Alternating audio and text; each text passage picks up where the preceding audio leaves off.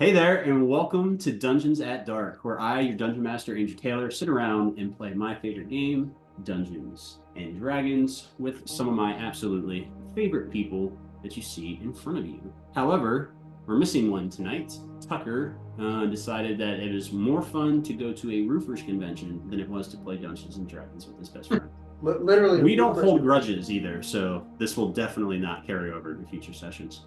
And with that being said, I am at the table with Chris Jensen, Christian Evans, Kyle Evans, and Mike Bodgley. So, introductions out of the way. I believe I owe everyone a quick recap of the last session. So we'll jump into that and we'll go right into tonight's session.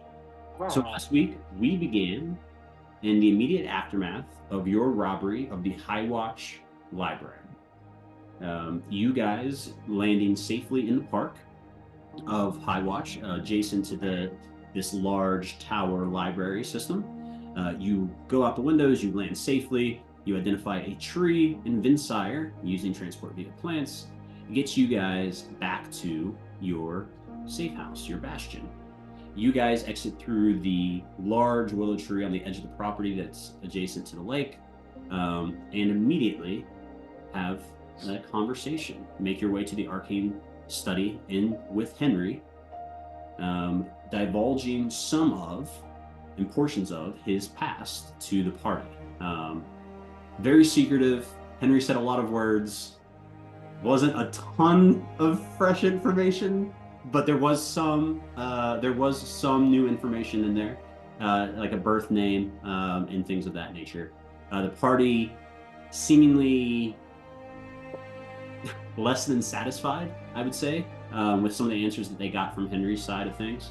But eventually, the party left and went about 4 days of downtime. 4 days leading up to a dinner party with Orion and his benefactor, who you guys assume is Hyena.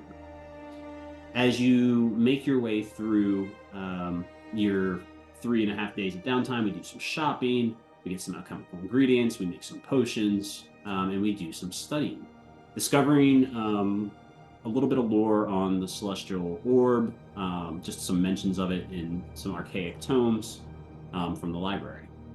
You guys go and get at Tilda's textiles.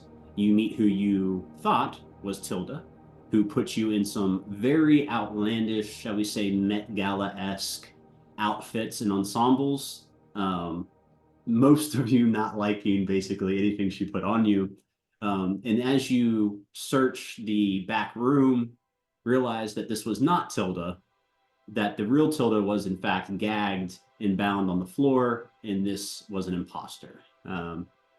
They get the fuck out of there when confronted, and you guys free the real Tilda and make your way out of the store. That led us to our dinner party. Right around 5 p.m. local standard time, Orion knocks on the door, and as you open it, he is there with 10 of his best friends, these 10 foxfolk. They all look young. Kit, you recognized most of them, if not all of them, and they were all less than 100 years old. So they're all basically children in foxfolk time frame. These 10 foxfolk were led in with Orion, sat around the table. They were all wearing what looked to be these kind of like collars around their necks, simple collars. Orion had a brief conversation with you guys, and there was another knock at the door. When the door opens, it reveals the woman who you saw slaughter the Triarchs of High Watch and dozens of Ravenfolk, Aarakocra, and Owlin as they tried to flee the murders of the Triarchs. It was Aina who stepped through your doorway, complete in her wood elf form, long red hair running down her back. As she stepped inside, she told you that she was here to... Oh, excuse me. She also brought with her, can't forget this part, the Kinokage. In a nice little brass collar around his neck, not dissimilar from the craftsmanship of the crowns that were placed on the Triarch's heads. The Kinokage was led inside, not saying a word. eyes full of dread, was seated at the head of the table by Aina. Aina monologued for a short while and said that she was going to reveal the secrets of the Kinokage, slit the Kinokage's throat, and as the blood began to pour out of his throat, using magic, she pulled the blood completely out of the Kinokage's body and threw it into your eyes. Most of you failed your wisdom saving throws and immediately were taken in by these visions, living the memories of the Kinokage. You experienced the Kinokage meeting a figure that was later revealed to be the Pilgrim, learning that the Kinokage's rise as the Kinokage was only due to hearing the Pilgrim's prophecy so long ago, some 600 years ago. The Kinokage you see meet with the Great King, get him a battle plan to become the Great Emperor. You see the Kinokage suffer a massive defeat when the Fire Giants raid the den, killing half of the 200 that were calling that place home. You see the Kinokage have second thoughts about the way that he's lived his life by exploiting the Pilgrim's prophecy for power and position. And in the last vision of the Kinokage's blood visions, you see the Kinokage, you kind of relive, I would say, the Kinokage preparing to give this amulet that Kit wears every day to Kit. And you think to yourself as the Kinokage, will the protections that I put on this be enough to keep it from her? You all assume her to be Aina. As the visions ended, Aina finished the incantation, dislodging the blood from this kind of magical hold she had on it and spraying it across the walls. Not a blot, not a drop of blood landing amongst the food. Aina then walks up to where the Kinokage now sits dead in his chair, white, pale fur covered with a bright pink stain. She pushes him out of the chair, sits down, and says, "Shall we eat?" And that is where we're going to pick up tonight's session. Aina says, "Shall we eat?" Daintily picks up her fork and begins to eat the chicken on her plate. All the are sitting at the table, right? So there's no spot. All the fox folk are sitting at the table. So I'll paint the scene again for you. So you have this big central dining room. Yeah. You have this long, like 12-foot long dining room table, very long, elegant, fantasy style table. Real rich, deep in color. It's laden heavily with all the foodstuffs for this feast. You have roast, you have a bunch of vegetables, you have some fish, you have everything you could possibly want here, fresh breads, jams, jellies, and butters. And then you have seated around the table, you have the party, you have the 10 young foxfolk, you have Aina now sitting at the head of the table, and Orion sitting at the foot of the table. The foxfolk, there are 5 on one side of Aina, and 5 on the other side of Aina. So the foxfolk separate you all from Aina. The 10 young foxfolk sit around the table, their hands gripping the table tightly. And you can kind of see the tension in their bodies. Like they do not look at anyone except for the person straight across from them. They do not move, they do not speak, they do not say a thing. You see that the collars around their necks are still very tight, and you can make out from certain angles and different heights. There do seem to be like points in these collars, and you can see that some of the foxfolk have little drops of blood from the collars. That is the scene. It is about 5:30 by the time you guys are out of the visions. So you were in these visions for like 20 minutes. Brahm would have been sitting for like half of that. Like, what the fuck is happening? Because Brahm passed his wisdom saving throws. So it's the one opportunity. It's like the one time to not be good at wisdom, and he's great at wisdom. So that is the scene. Aina now gingerly takes a bite off of her fork with her chicken, chews it, and goes, "Come now. Don't be fearful. This was all merely a show. You'd never believe me if I simply told you the truth." She picks her fork up again, puts it into the chicken, takes another bite. Go ahead, Henry. Can I do an insight check on Aina? Because it seems to me like she has been after this guy for a long time and just fuck ended him right in front of us. So I want to see, is this like a moment of victory? Is this just another like part of the whatever Okay. path she's on? Sure. It's another Tuesday afternoon. Oh, not great. It's gonna be an 8. Yeah. With an 8, she looks happy. It's not hard to see that she looks happy. She looks happy, which is very unnerving given the scene. There is blood covering every inch of the walls, slowly dripping down the walls. Like your dining room is painted red. You get a red glow from the candles as well.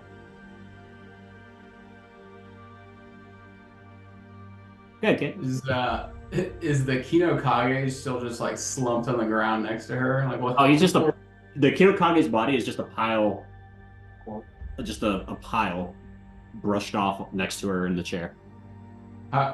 Is he? So he's on the floor. He is, Like, yeah. Like at how her close to her is he? Oh, he's sitting. He's dead right next to her. He's like touching her chair. And where are we? Are we standing like around the table currently? No, we're sitting at the table on the other side of the fox folk. You could personally be sitting or standing wherever you would like to be currently. I don't think I would have had the comfortability to just be sitting with blood in my eyes. I think I would have been standing. I would like to walk over, not in like a super fast pace, but kind of just like zombie like, just gonna walk over to the body and attempt to pick him up.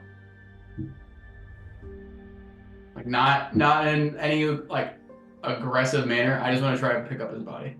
Yeah, she just like watches you go. She goes, "Oh, he's quite dead." Then you won't mind, and I'll pick him up and I'm gonna walk out of the room. Of course not. We were never given the right to bury our dead. We would never deny that from someone else. Well, then I am going to completely leave the dinner party and I'm going to start preparing his body. Okay. Out, and I'm gonna take him to what's the outline of our bastion? Do we have like? Can I go to the wooded area where Reggie the tree is? Yeah, I mean it's not a wooded area. It's just a thin line of trees. But yes, you can go to that area. Yeah. Okay, and then I'll let everyone finish their dinner. But that's what I'm gonna go out to prepare his body. Okay. The rest of you are presumably still standing behind your chairs, having less than 5 minutes ago, like, lived the life of another now dead creature that you just saw carried out to be buried. Henry is gonna pull out a chair, probably as close as he can get to Aina. He's gonna put himself in that spot. Is the layout like they're on one side of the table and we're on the other? Or is it like they have that half all the way around and we have this half all the way around? So it's a long straight table that rounds at the edge. She sits at the head. You have two of the younger foxfolk, all the way down. For 5, and then there's open seats where you guys were standing behind. So right now, the closest, without moving a foxfolk or moving a chair, the closest you can be is like 4 people away from her. Well, I'll take the seat there and so just grab a plate, put a little bit of food on it. Look to the rest of the party like, come on, guys, we gotta. You killed a lot of people. So, Aina, I have to ask, why, not to just get to the heart of it, why us? Why here? Why now? Why? What are you doing? Not you. Not really. She stabs a green, like a roasted green with her fork, examines it, takes a bite. Not really you. Kit, you see? Or rather, what Kit wears around her neck. I need it. but I can't take it. That's the problem. Has to be given freely. Or Kit herself has to do the deed. But I need what Kit has. So, that's why you. She takes the full bite of the vegetables off her fork.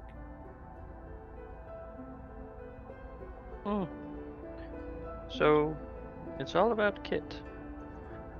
Well, certainly made an impression upon her. I don't know if maybe this was the best course to take, but who am I to question you? Obviously, you're clearly so powerful, so very powerful, and very so. Henry fans himself off a little bit. You hear Orion scoff, like give like a ugh, like a chuckle and a ugh from like behind you. Oh, sorry, Brian. I completely forgot you were here. So you need what's around Kit's neck, or a deed needs to be done. Will you please share with us perhaps what this deed is? I assume now that we've witnessed this and we are a part of this, we're probably going to be involved in some way. Well, I believe if Kit wills it, you will be. I'm not sure you'll be given much of a chance to say no. She smiles gently at you. You see, I'm after something, and that's a key. What lies around her neck, in some way, shape, or form, is what I need to get to, find, or access the Lone Stone Library. I'm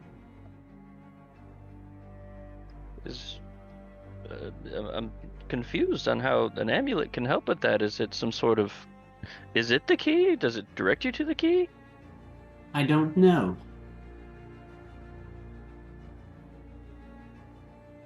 She takes another bite.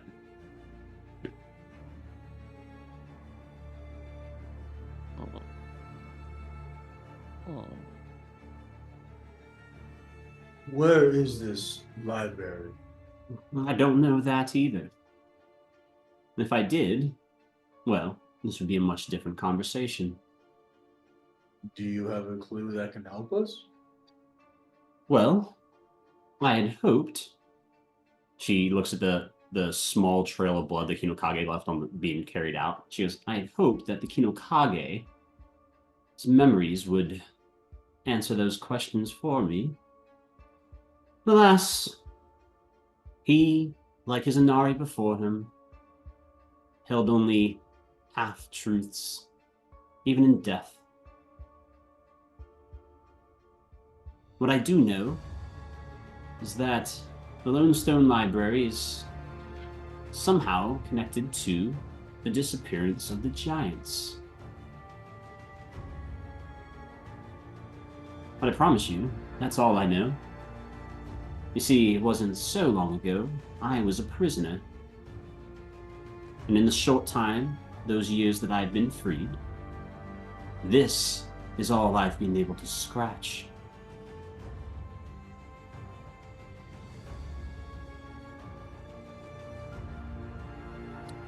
You see Aina give kind of a look kind of over Henry's shoulder to to Orion. She goes, fetch the guest of honor. She can bury her dead later. You hear Orion softly step out. You hear the door open and your door close. As you guys, the rest of you are sitting there with Aina, do you guys sit down? The only person sitting currently is Henry. Henry is like tentatively picking at his food. Henry, go ahead. I'm gonna send Philip after Brian. Okay. Yeah. Oh fuck. She like falls out. You hear through Philip, you hear Orion go, I feel you, little mouse. Come, And he just gently follows the drops of blood that were dripping off the Kinokage to the woodline. The rest of you, Brahm, Vinsire, Kazamak, I'm going to have Kazamak sit down at the mention of giants. Kazamak's going to pull out his chair, sit down gently. Not gently, it's Kazamak. He's going to kind of sit down roughly in the chair, rip a leg off the roast chicken. Kazamak's going to start, like, take a bite out of it. He's going to go, "You said giants. I have a question that pertains to this from our friend Tucker." Wow, all the way from San Diego. And he gets to be on a boat and ask questions. He's currently on Kazamak's gonna ask, are there giants there in the Lone Library? Where are they? What do you know about the giants? What do you know about it, Jen? He's gonna smirk a little bit, and say, "Only that Kit's people orchestrated the raids that eventually led to the calling of most of the giants of Zata. And I know that the Inari helped the Emperor's people locate the tribes of all but the hill giants, and that the Kinokage is suspected in the disappearance of the hill giants. But that information dates back to the time of the Grey Emperor's power. Who knows how or where anyone could be after 400 years?"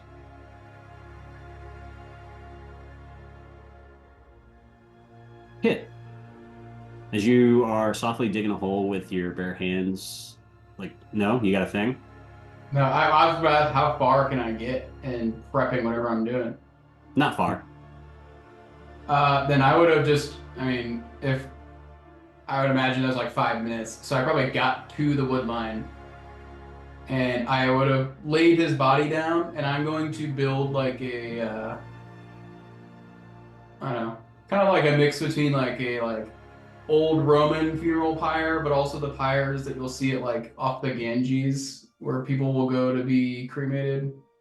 Similar style, but obviously that's not gonna really happen. No, not.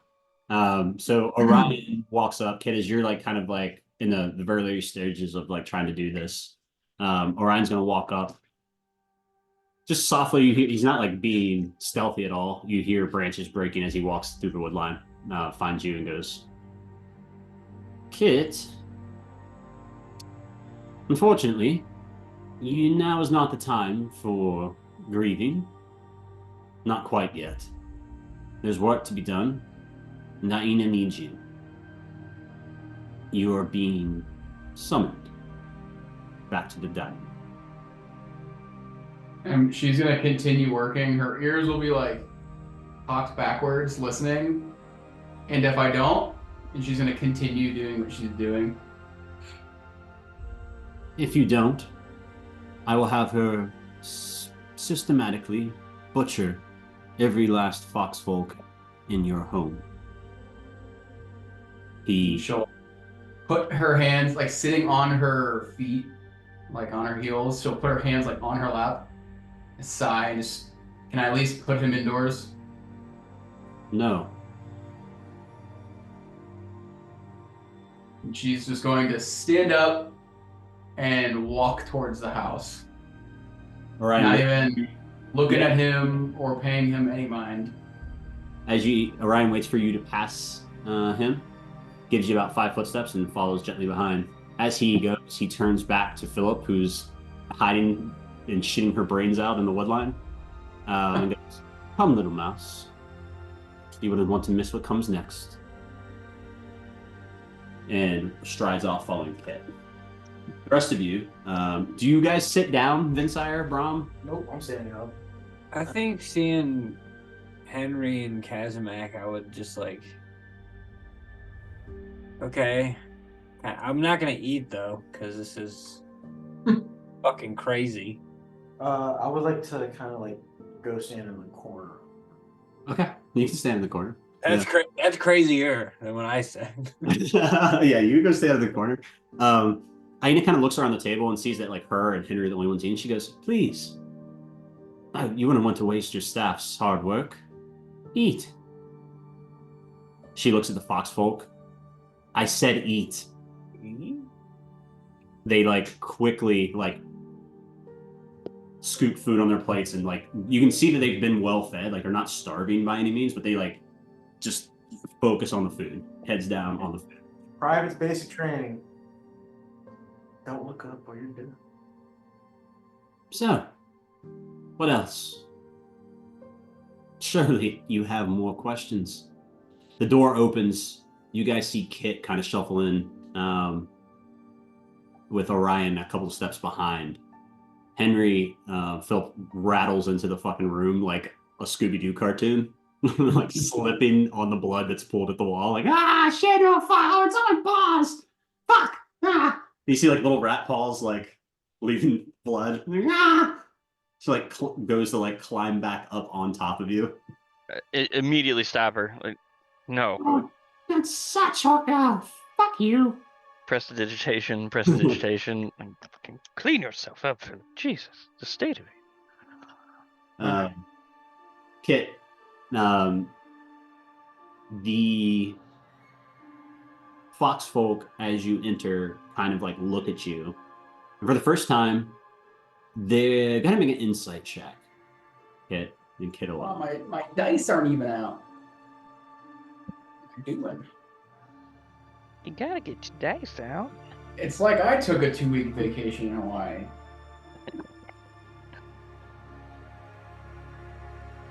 That is, oh wow, 15. 15. Yeah, you notice that there's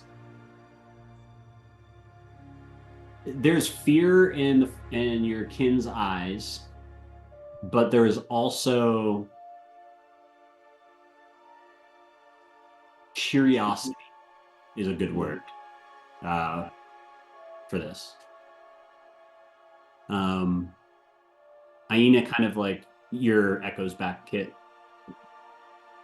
Aina kind of sits gently back in her chair and goes,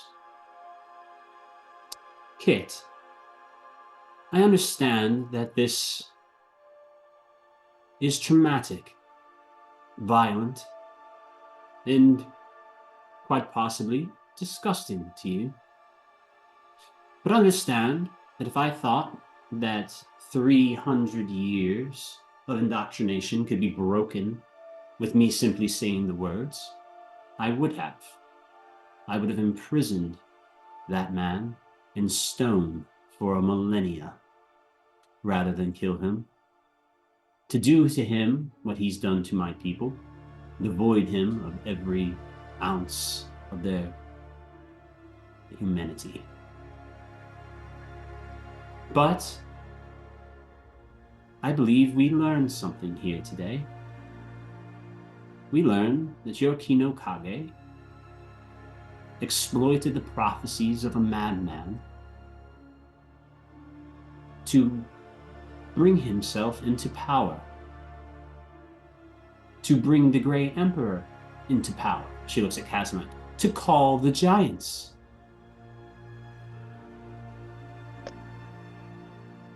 So, what we learned is that your Kino Kage was not a good man.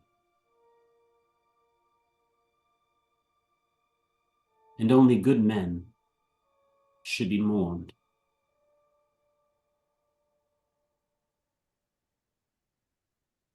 So it was like stone face back. The man I knew was a good man. Even in the end of that vision, I saw a change. People may not start good, but that doesn't mean they can't end good. 127,000.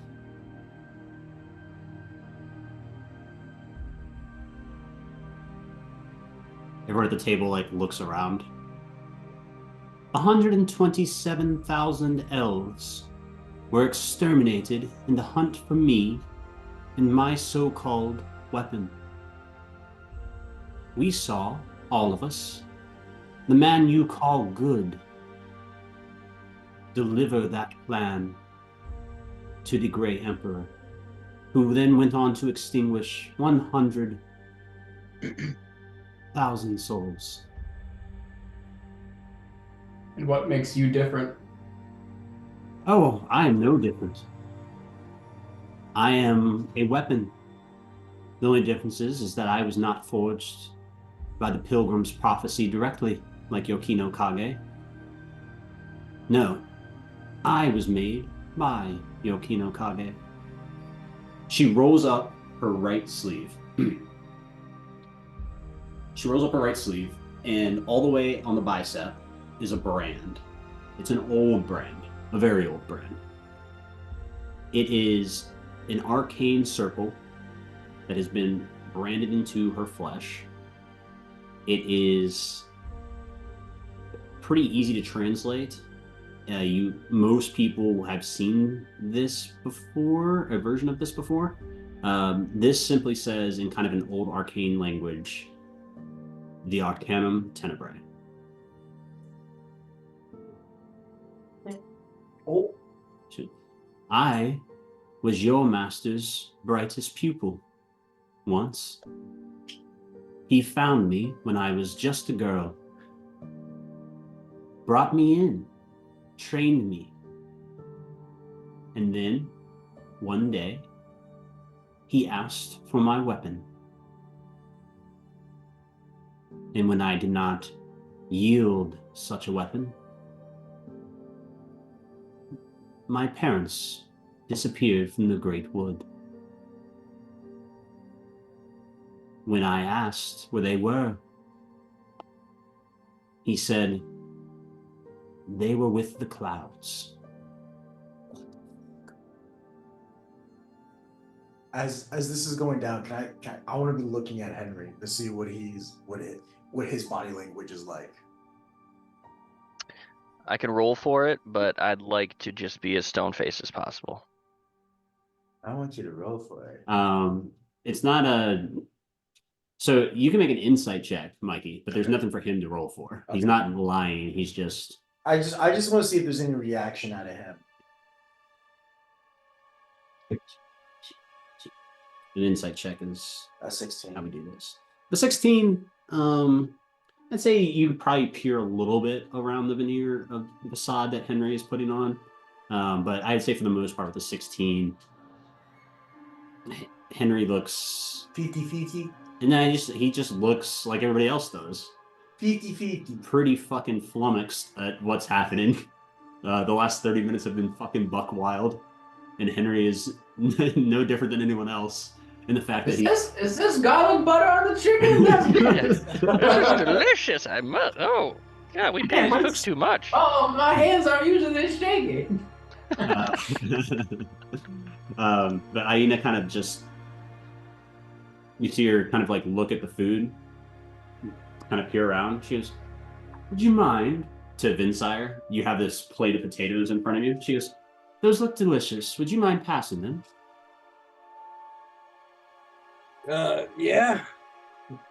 Surely. I'll just reach. Whole plate. Here you go. Whole plate. Have some potatoes. Those are for you. Passes it down the line. She goes, "Orion said you were a little odd." He doesn't know me. You don't know me. What do you mean odd? How do you mean I'm odd? You just killed a guy in our house. I did, yes. A bad man, as I seem to have to point out again and again. I didn't know him. I'm saying. Kid's gonna interject. But why does this solve your problem?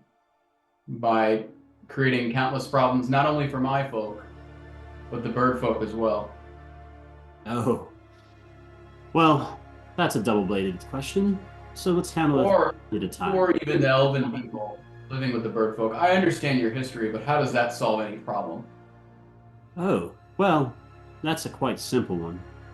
The bird folk have exploited my people for well over 200 years now. They've ravaged their artifacts, taken greedily what was offered to them, promising each spring a fall invasion, and each fall a spring invasion.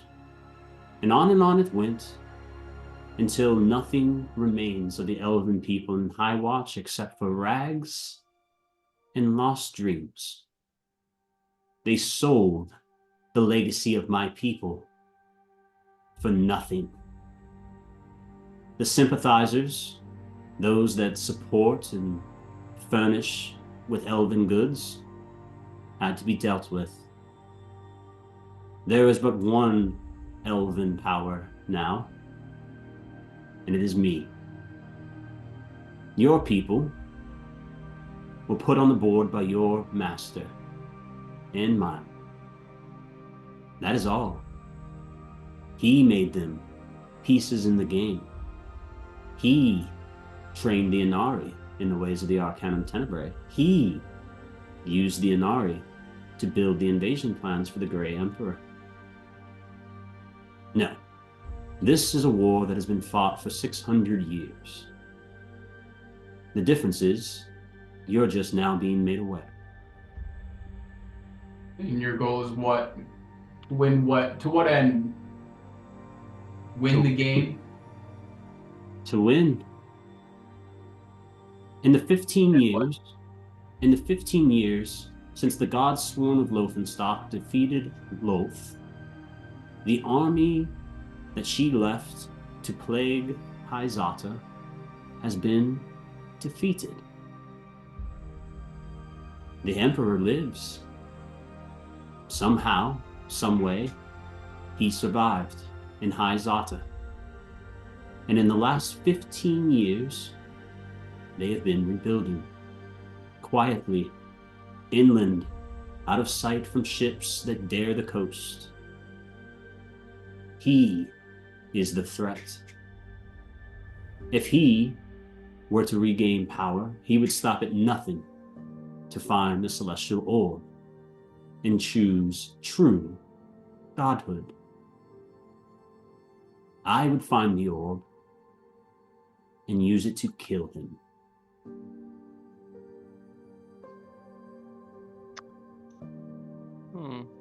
I'm gonna pipe up from the corner. I'm just gonna be like, but yet you killed people that could have been used for the war. Corner is what's happening to me.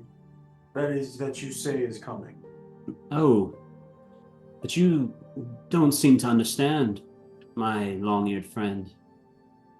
The Inari, the Foxfolk, they're not undecided this way or that. When the Emperor calls for the Tenebrae, he expects them to answer. And every time he's called, they have.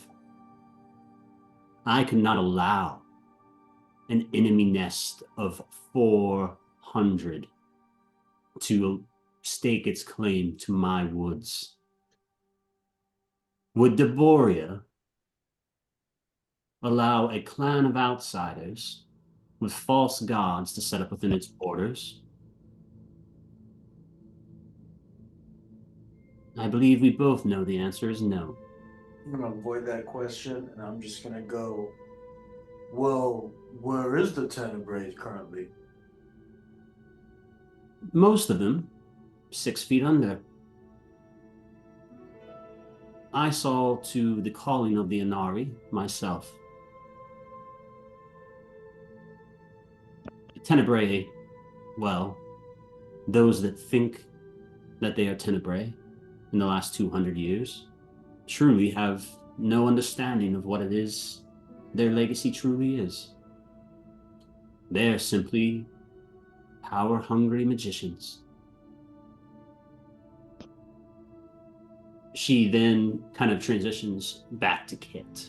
She goes, which brings me to a fair point. The rest of your people, the 10 in front of you, are not the only ones that have been left alive. However, You are now officially the oldest foxfolk on Zata. That was intentional.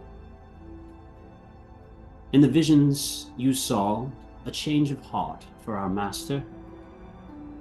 But what of those that he trained before? So, everyone older than you, Kit, was put to the sword. After being questioned, most of them, the Inari, the senior Inari, those with the 7 and 8, they admitted to being Tenebrae. She goes, and they were lit on fire for their crimes. The 10 in front of you are the least tainted by the teachings of the Tenebrae, of your master's old ways. They're the youngest and most suited to be your new crop of Nari.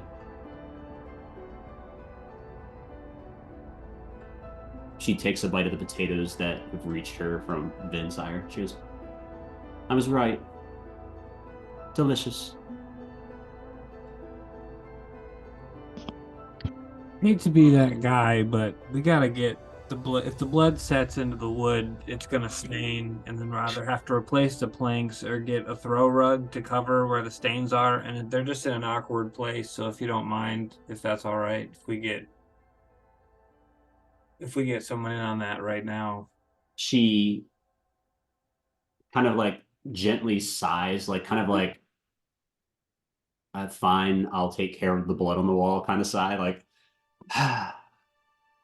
you see her kind of bring her right hand up. She puts her fork down. She brings her right hand lazily up and starts like kind of swirling it. And you see her fingers each moving independently in these arcane movements. The motions, Henry, you are super familiar with. It's prestidigitation. It is just being done on a scale and size that you have not witnessed before. It's as if each of her individual fingers is individually casting a somatic component of a spell. It is quite impressive. After about 30 seconds, the dining room, you could not tell that the Kinokage was murdered here. She goes, there, does that better suit your sensibilities? Matic and responsible. Tell you what, you are winning me over. Speaking of which, you know anything about this? I'm gonna throw the vial of the root rot that I have. She snatches it out of the air. She goes, no, I can't say that I do. Well, that's yours. You keep that. You let me know. Yes. You see her pause with it as she like looks at it. You see her kind of like pause as she's like moving it around in her hands. And then she puts it in her pocket, like down to her side, like in her dress pocket. Aina, you said the Tenebrae are just power-hungry magicians. Yes, I did. Allowing that to be true, power-hungry does not preclude them from being powerful. Have you found any of them? You know any of their locations? I do. In fact, one was a target at High Watch. One that got away. The funny thing about avian folk, they tend to be able to fly. She looks at Orion, and you see Orion kind of like put his head down. Oh shit. Damn, Brian.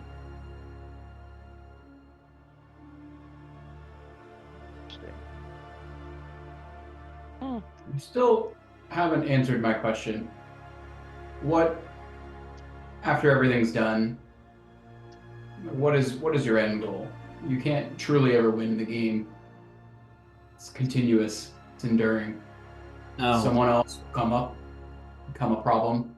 once I have the celestial orb, no one will be a problem for the elves ever again. And you believe that? I know it to be true. I intend to use whatever power lies within that damned orb to move my people entirely from this plane of existence.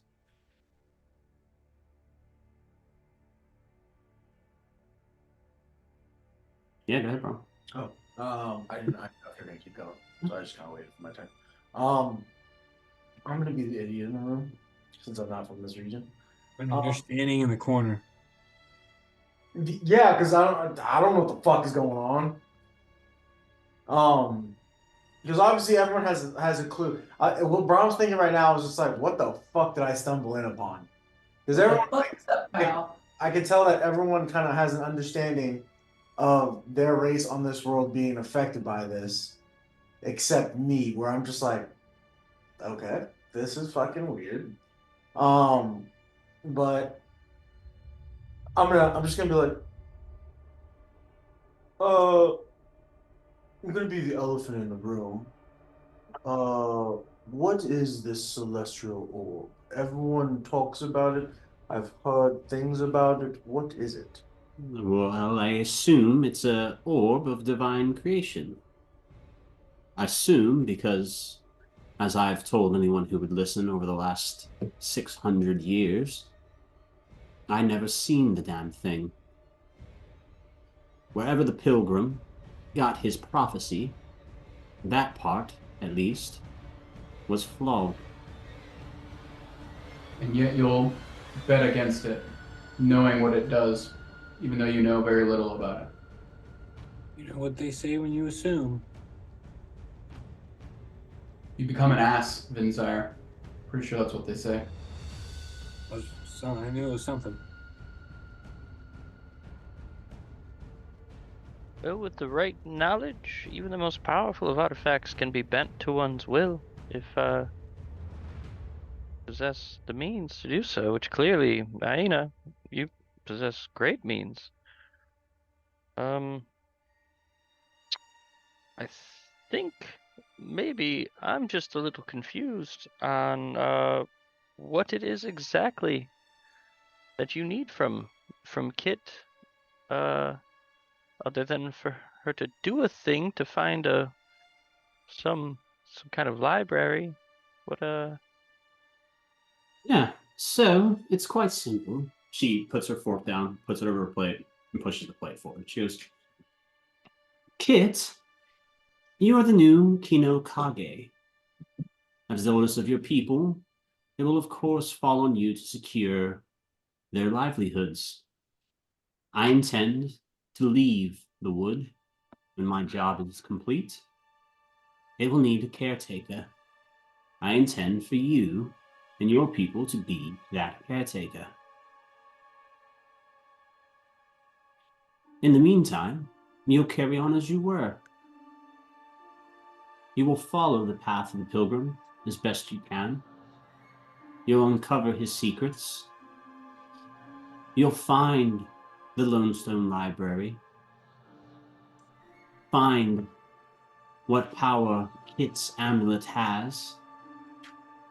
And whatever is there, you will bring to me.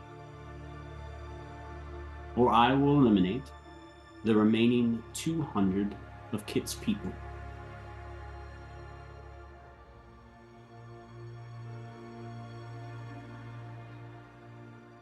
And when I'm through with Kit's people, I will move to the groves. She looks at Vinsire. And I will slaughter every druid until you acquiesce. Pardon? She moves to Henry. I will dig into your past. I will find those you love. And I will rend them from the inside out. She looks at Kazimak. She goes, and finally, I will pay your mother a visit. And as she sleeps, my men will climb down the great walls of your famed stone city and slaughter her. Slaughter your brother and the rest of your chieftains. You see, the best power is worn with a gilded glove. I will not hurt you or the ones you care about. as long as you play the role that fate has given you. You will do this for me. You will bring me this power, or I will consume all joy in your world. She gently pushes back from the table and rests her hands across her lap. Or you can play nicely and find me that orb.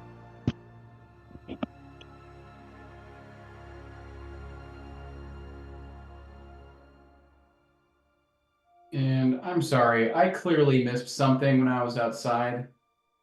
Why am I your person? She gestures very pointedly at the amulet around your neck. She says, that amulet cannot be taken. When we were questioning the Inari, we learned that much. The Kinokage placed a great magic upon that amulet. Its purpose, I have no clue. Its origins, no clue. And I don't care. So he was a fraud, but capable of great magic. He was a fraud in the way he presented himself to the world. But the man created the Grey Emperor. Yeah, but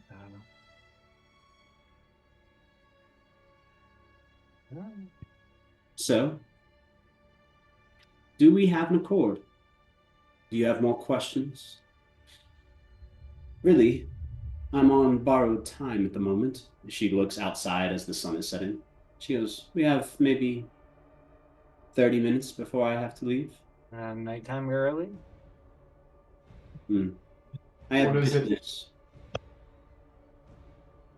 Sorry, what was that? She said, I have business. I have bedtime. Very well. I also have a bedtime that's coming up here pretty soon, so I can understand that. And what is it that this amulet does? I've only ever known it to be just a symbol of my people. My best guess is it's a key to a lock somewhere that opens the Lone Stone Library. It's obviously connected, and you all know that much from the visions.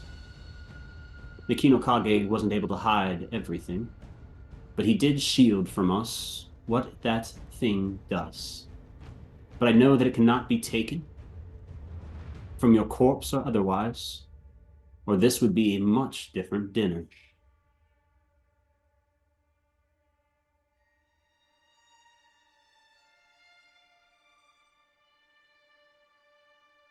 Hey, kid, can I see that?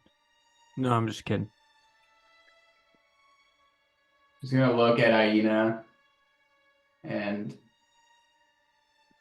just, you do such radical things on such broken prophecy. It's genuinely comical to think that you're any different. But for the sake of my people, I will do this. And then she'll give like this little like half-ass like curtsy bow. Like, I think it's time that you're leaving. He says you were short on time. She looks at you and she goes, perhaps a lesson after this gentle evening is in order. Orion steps up to the fifth foxfolk on his left side and slits her throat. Oh, God. This time, doing nothing about the blood. Aina watches the blood run on the table. She goes, I'll leave when I intend to leave. Unless you intend to force me. Can you just stop killing people? That sucks. I don't like it when you do that. Do I have to say that? Do I have to say that? Do we all? We get it. Thank you. I don't think that Kit quite got it. I think she's got it. I think she's good now. I hate to assume though. So this still has not sat down or relaxed one bit, and she'll just look at her dead in the eyes and just understood. She then gently gets up, looks around the table.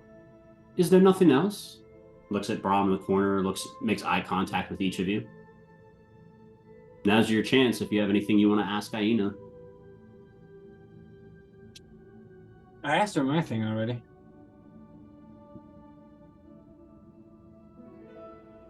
Aina, what is your intention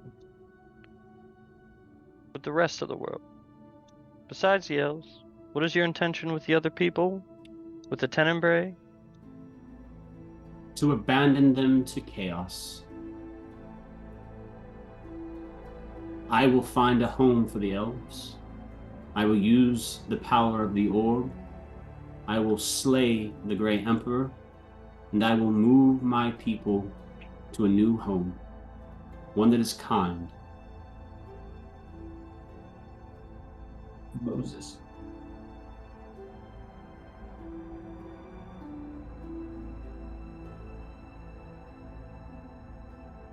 She gently undoes her napkin, puts it at her place in the table, nods to Orion, who brings up a small device out of his pocket.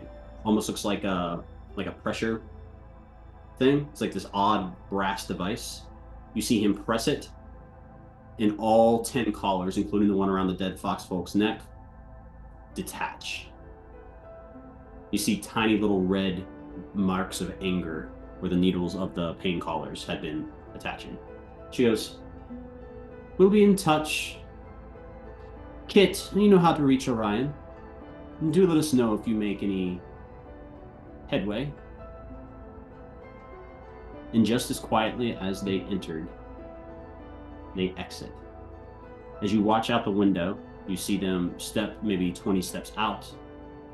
Aina holds out her hand. Orion grasps it. And they apparate out. Good, Kit. The second we hear like some sort of magical effect go off, noise, whatever, I would have been standing at the table like calmly. The second that happens, I'm gonna sprint over to Brahm, grab his hand, and pull him over to the foxfolk and be like, "Fix it!" I'm gonna look at you and be like, "There's nothing I can do." You were about to save a random fucking passerby on the street 3 hours ago, and now you can't save one of my own? I couldn't save the passerby. I can prolong the death, but to where it's not permanent, but that is all I can do.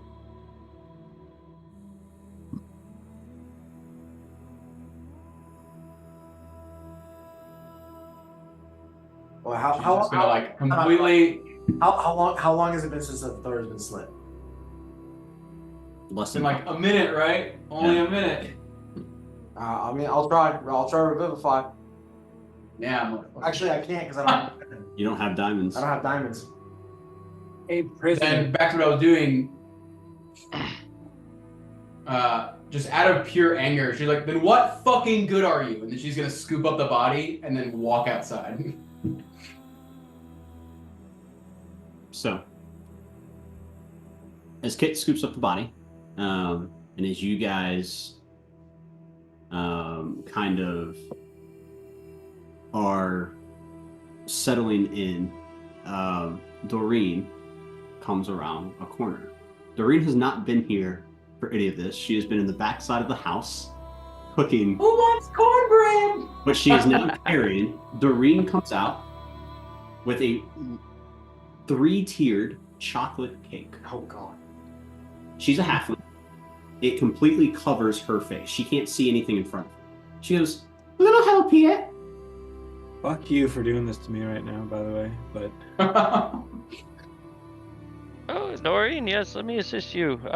You might want to leave the. Here, I'll take this. You go. back to where you were. You take the cake, and as soon as you take the cake, she's like standing like right where she can see where the foxwolf's throat was slit, and there's blood everywhere. Just, why is there blood? Why is there blood? Doreen, do me a favor. Get me a bucket, some water, some towels. We gotta get this up.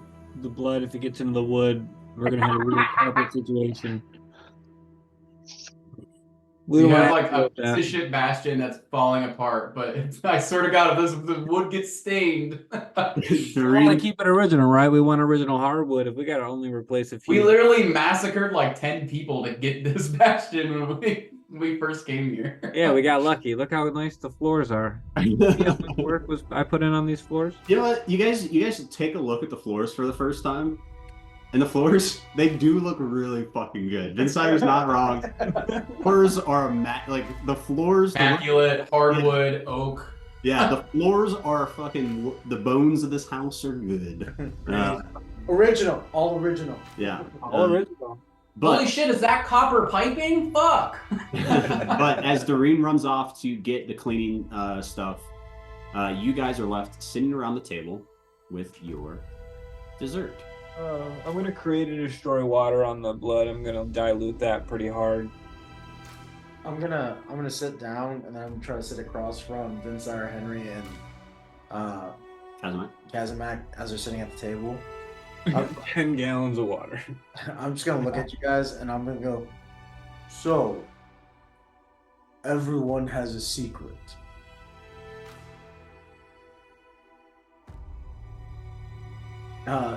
I'm just gonna look at you, Vinsire. I'm gonna go, you have more people somewhere that you care about. Henry has a family. Fraud. And then I'm gonna look at Kazimak and I'm be like, there's more to your quest. He has people he cares about. Probably. That's a good point. Do they care about each other? Oh man, I gotta ask him. Well, that's the thing is like, there's more to his quest because he goes, your mother and the bracers, and I'm just like, they went into she went into detail to where there's more to it that she knows that everyone else knows, but not everyone else knows. I'm just saying. You confused the fuck out of me, but No, I did I not. know, you know what I He know. makes I perfect know what sense. you're thinking when I think You know. But I think I understand what You mean. know. Yes. She knows all of you when all of you don't think anyone else knows about you. I wouldn't say that quite exactly. When you say she, you're referring to Aina, right? Yeah. Okay. She may be powerful, but she's clearly not 100% on her You information. keep it a stack. I don't think she has a single clue about me. I could be wrong. I think you know what? I think I piqued her interest. I think next time we see her, I think she'll know. If she doesn't know now, she will next time. But I'm gonna look at you, Vinsire, and I'm gonna be like, but you have a group of people you care about. A lot of strong assumptions being made here. Your response is what gave me the Well, like all people, I'm from a place. as am I. Right. And you care for that place. No. Unless you got a trauma thing, in which case I really don't have the space to go into that right now. D&D, everyone's got a trauma thing. Yeah. Yeah, it's literally With true. that specifically. D&D, death and dying. You know, like home. Yeah, we all got one, you know? And you know there's Druid Groves, right? You're a religious guy, you know. People know. Right? I do not know of this continent. It's fair. Yeah. Fair. I Yeah. guess. True. Fair. But do you guys know? Kit, Henry, Kit, you knew. You know. I'm not. Yeah, Kit's gone. Kit's outside with the bodies. I always assume she's around, so whatever. Kazimak is there, so is Henry. Threw a fit because I couldn't help her. I was like, sorry. So are 9 foxfolk. Henry, Kit, Foxfolk. You guys have been through something. If you do need anything, here, let me get you Yes, some. perhaps we should get them Yeah, a let's get them room. let's get them some blankets. Let's get them a room. Hey, we'll come back to this. Get a quick 10, 15. They can have my room if they wish. I can stay in the study. There's a very large, comfortable couch there. You can stay in my room, Henry, if you want. I'm good. I'll stay outside. Oh, The barrack. I'm not here, but the barracks can accommodate up to 12, and we have 2 in there right now. I don't know if we Hey, should. I'll just- stay outside. They can stay in your room.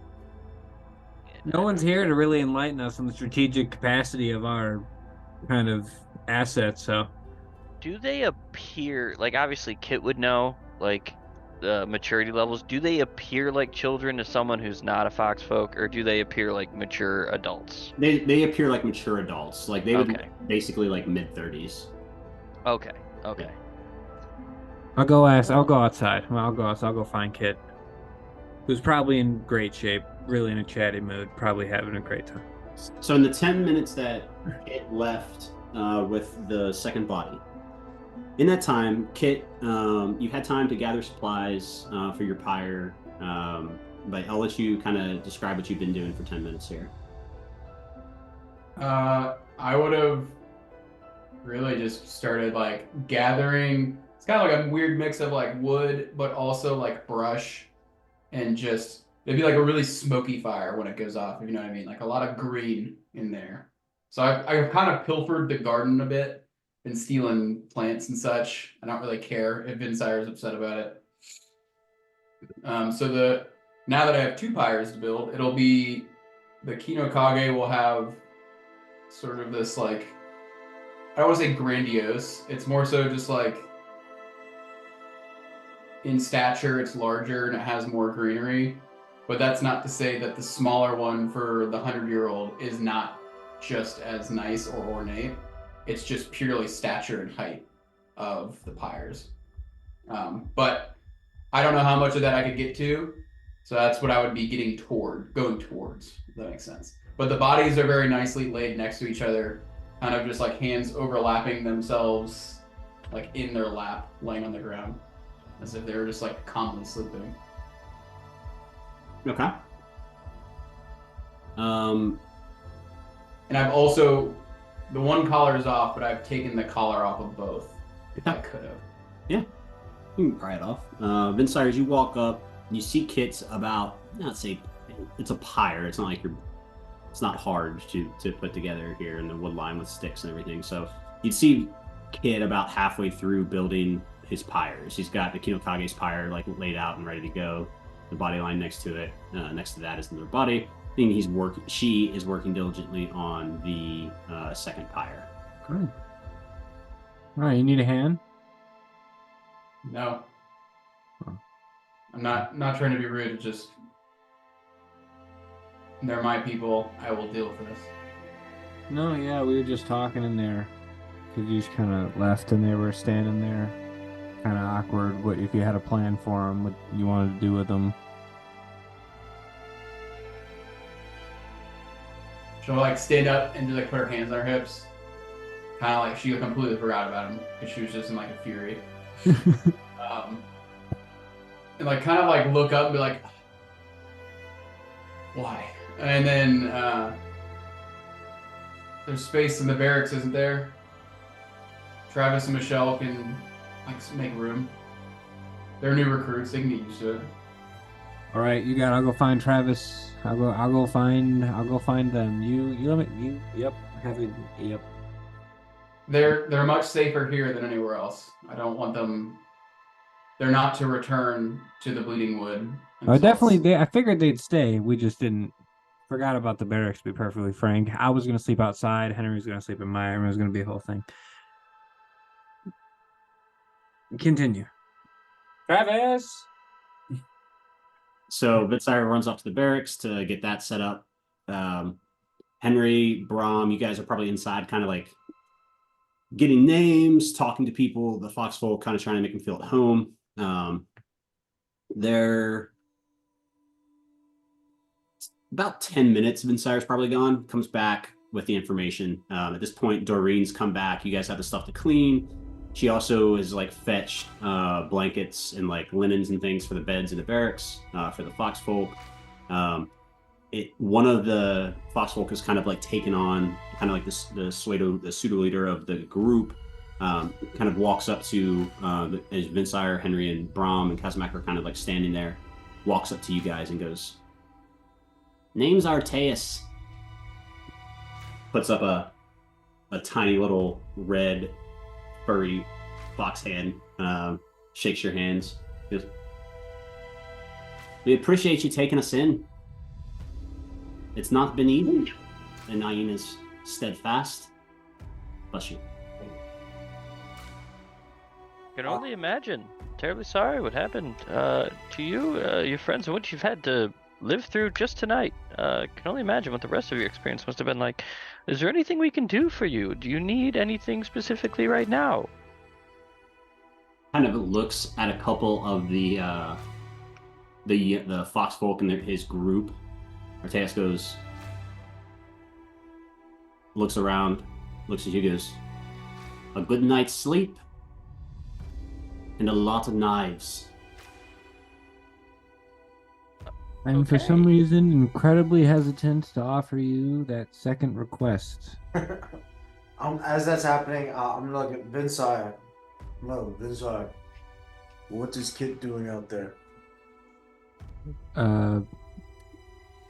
Fires? As in burial fires? I said pyres, but Oh, pyres. I imagine she intended on lighting them on fire. I didn't ask, to be honest. I got a little awkward. I'm gonna be like, I'm gonna look at Arteus. I'm gonna be like, Arteus, grab your foxfolk and come with me. No. I'm gonna stop and I'm gonna be like, Queen. kid just needs to be around his people. A queen. No offense, big fella, but my people need rest. They'll not be doing anything. So you do not honor your dead? He like looks at you with contempt in his eyes.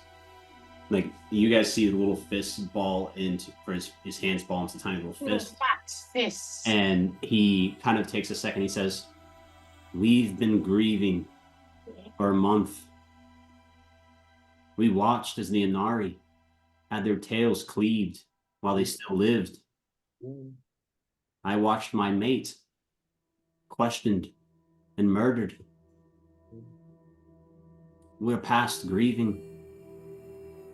We're tired. And our people deserve a good night's rest, a little bit of security. So no, we're tired of grieving, and just plain tired." I get told I'm bad at social interactions. Brom, that was awful. And just got pulled off by a 9-year-old. Yes. All right, hey Travis, let's get them into the barracks. Let's get them set up. I'll lead you guys. Come this way. We'll get you into some beds here. Brom, point of inspiration. That was very on character. Points of inspiration are for playing your character properly, and that was very on character. You have Just got no really- understanding of the social discourse of this continent. No argument, no a really explanation. first needed. interaction with a really peeved 9-year-old. Changes nothing. That Well, 'cause- 9-year-old. Because the funny thing is, like, my understanding of people is Kit, and obviously my understanding of Kit is wrong. Yeah. But point of inspiration, you, Brom. That was very on brand for Brom. Good job, holy man. You This way, guys- Eric's. Yeah, you guys get Travis to take the foxfolk to the barracks. They are swept out. They go with their blankets. You hear somebody ask Travis for a knife, and you see Travis like, kind of like, No! No to the man that is incessant about the knives. Anyone else can have a knife. I'm gonna come up to the guys. I'm gonna be like, I believe we should lock all the weapons up. Honestly, I think it's just knives. Lock the knife drawer, lock the kitchen knives up. I No, think it's a knife thing. It's a knife. Hide the good cutlery. Dorian! Dorian! Leave multiple forks out. They'll distract him. I'm trying to go find Dorian. Doreen comes. She hears you yelling. Doreen comes up and says, "Yes." Dorian, hide the good cutlery. Specifically, there is now a resident way too into knives. Concerningly adamant and incessant that they have knives. Multiple knives, to be specific. They did. Perhaps you should keep them out of the kitchen. I'll do my best. This is me warning the team. I feel it a bit odd to just hide the knives. What is there a safe? Is there a location that I should be hiding the knives? It's better if we don't know. Okay, hide the knives and don't let anyone else know. Okay. I'm half joking. I will talk with this person, but if you see a knife go missing, prime suspect number 1.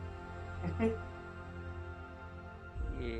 She kind of like very little explanation again to Doreen about what's happening. She goes, "This is the oddest night."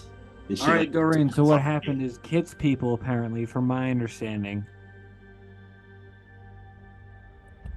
some crazy person murdered everyone that she cares about, and now it's our problem. And that really about sums it up. And for some reason, Henry knows a little bit about it too. And Brahm, not emotionally supportive for a clergyman. He is in Deborah. That's a hard people out there. Wait till you guys get to go. It's gonna be fun. Yeah. So Doreen kind of like turns like. Just That's like, the TLDR. Yeah, she got like a head shake, and just turns on her heel and leaves the room. Like you hear her muttering as she goes, but probably just gibberish. Like I'm starting to think people ask me questions they don't want the answers to. I don't think people want their questions answered. Where is Vaneth, by the way? Remind me. Gone, right? Yeah, He totally left. Yeah, He went took- north. He took off with the scroll, remember? Horse is back though, right? Horse is in a field somewhere. Yeah. Okay. horse is Midnight is gallivanting around the fucking island by herself. Having her best You guys life. having the time of her life, not a care in the world. I've not gotten her back yet. That's what I was checking. Okay. But yes, Vaneth left the morning after Henry divulged that he knew about the Arcane Tenebrae and things of that nature. You think that had something to do with it? Vaneth left. He took the scroll when he left too that mentioned Volovine, the Pilgrim Scroll.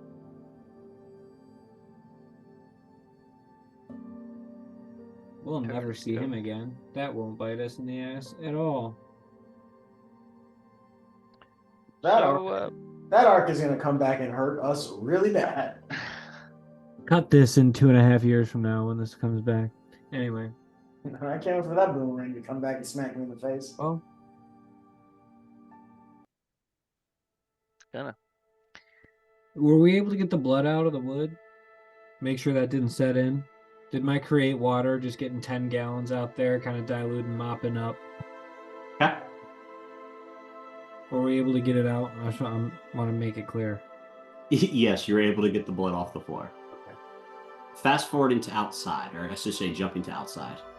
Kit, your pyres are ready. You have the bodies placed gently, arms crossed across the bodies, laying on their pyres. Turn it over to you.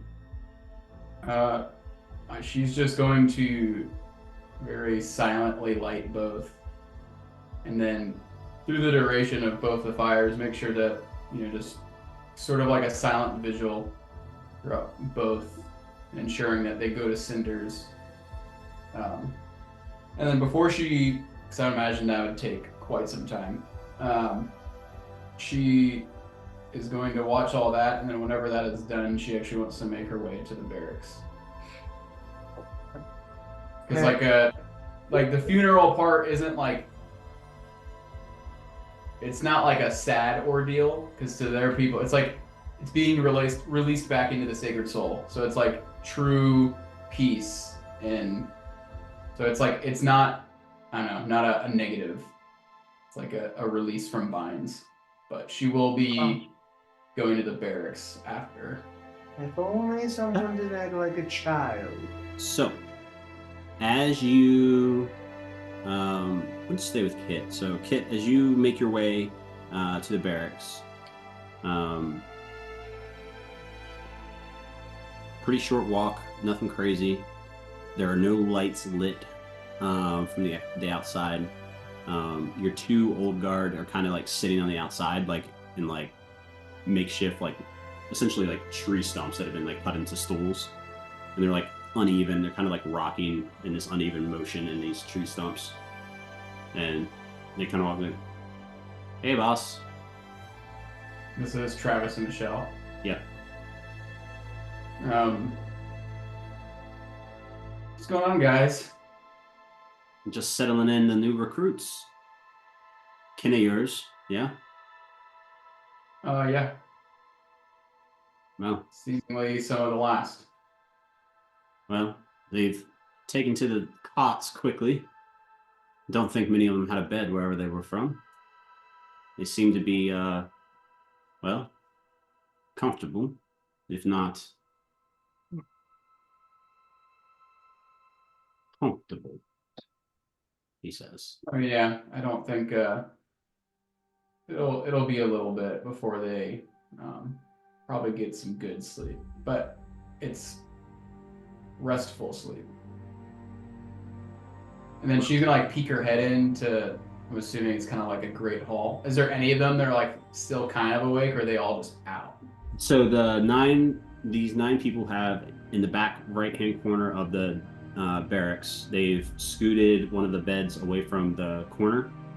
They've put all the blankets in like kind of like a 12 by 12 like area, and they've basically like built a little nest. All the Inari are, or Inari, I guess technically they are the Inari now, but the Inari are sitting in their beds.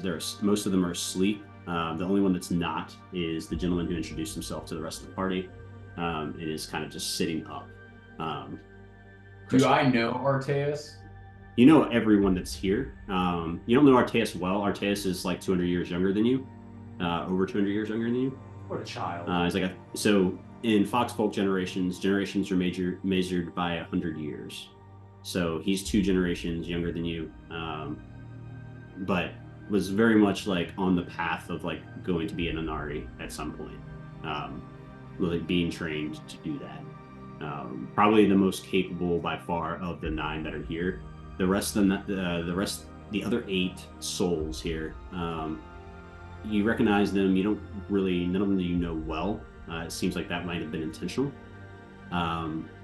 They are all from that same generation. They all come from about 3 separate litters, and they are known to be like the next generation. Like they would be like the Inari, they'd be the teachers, they'd be the den leaders. Like that's who they are.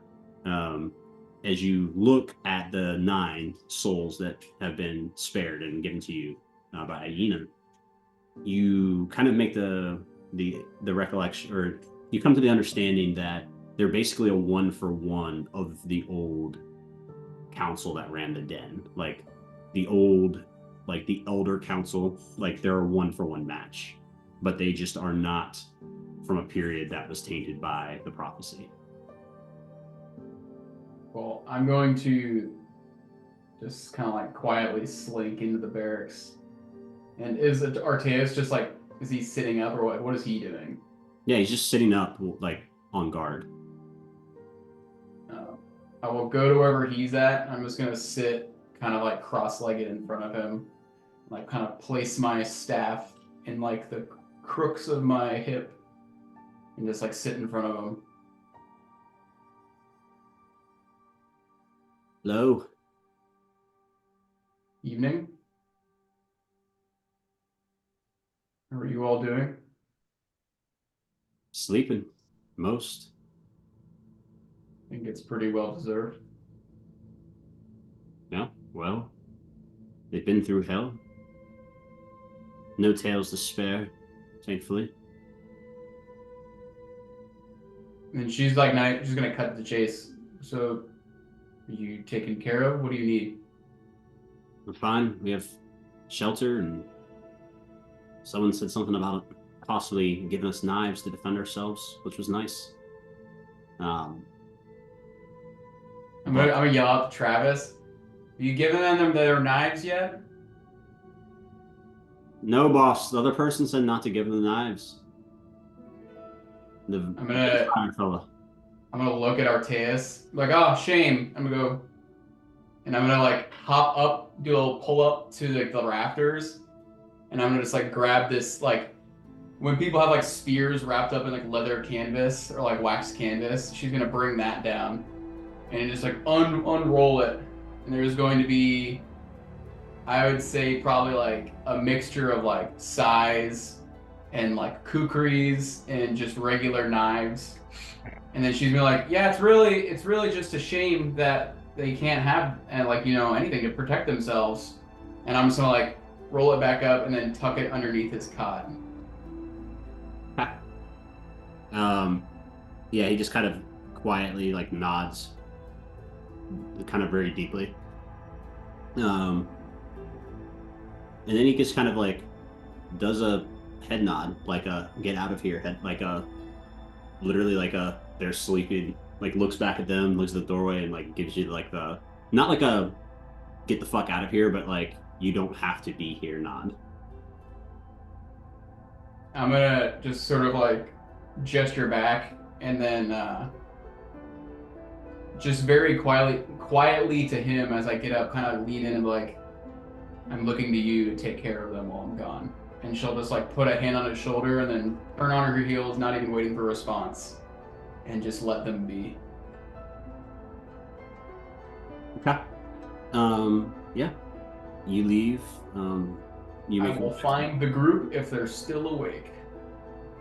It's still fairly early. It's like 7:30 here at this point. You guys I've kind of just been loitering, cleaning, eating. Those of you who didn't eat could probably be eating right now if you wanted to. The staff is like eating, like they've come down with their plates or whatever, and they grab plates and they're eating. Kit, you find the party kind of in the parlor, like the entryway. Kazamak, Brahm, Vinsire, and Henry. Okay, Kit. Oh, you Everybody? Yeah, you got everybody. I was gonna be like, I'm just gonna, like literally just, hello everybody. Hello. How are you? Fine. Uh, You guys are acting like somebody died. How about we lighten up? That was dark, and by God, I think I like it. I have no time being coy or, you know, being polite about this. Yes, 2 of my people were killed. Many others have been killed too. I don't want politeness. I would like action. Very well.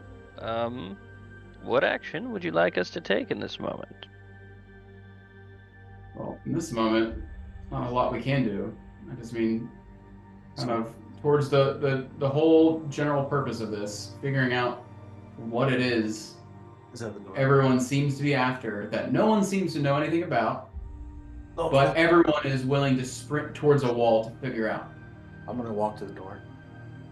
You guys are interrupted by a knock on the door. Oh, God! Another one. You didn't give that kid a knife, did you? This is the front door or the door to where we're at? It's the front door. You guys are standing in the parlor, which is like the entryway here. Yeah, there's a knock on the door. Haram, as you open the door, I will ask Greg to go ahead and turn his camera on. Oh, he's been waiting in the wings. Hello, Greg. I will ask Greg to turn his camera on and go ahead and describe what Brahm sees as he opens the door. Yeah, so you'll just see a kind of middle-sized, 5'7" elven woman. She has red hair, pointy elven Bitch. ears, green eyes, kind of wearing a traveler's cloak. She seems like she's kind of lost, like she doesn't really know where she's at. She has a staff, and she has just an empty bottle, like or not a bottle, but like a mug that it looks like she might have had some ale or something in. And she just turns to you and she says, "A thousand apologies. I think I got turned around in the woods. I'm looking for the Boys and Girls Club of Zata. Am I in the right place?" Who are you? Oh, many greetings. My name is Bridget. I answered an ad for some help. I think you're looking for a cook. Is this the Boys and Girls Club?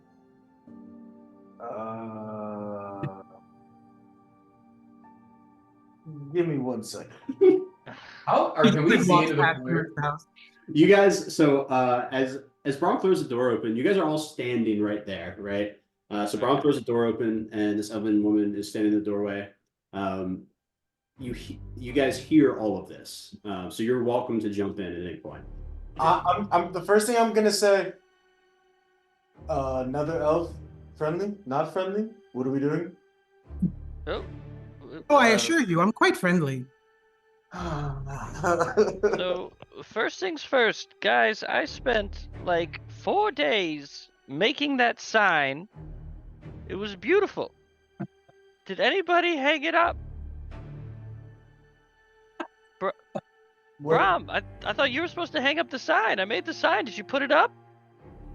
I did not hang up a sign. There's a big sign I made. It said Boys and Girls Club. You didn't.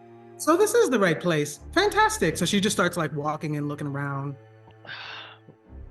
I'm just gonna close the door. No, before I close the door, I'm just gonna look outside and see if there's anything around. Okay. Before I close it, and just like.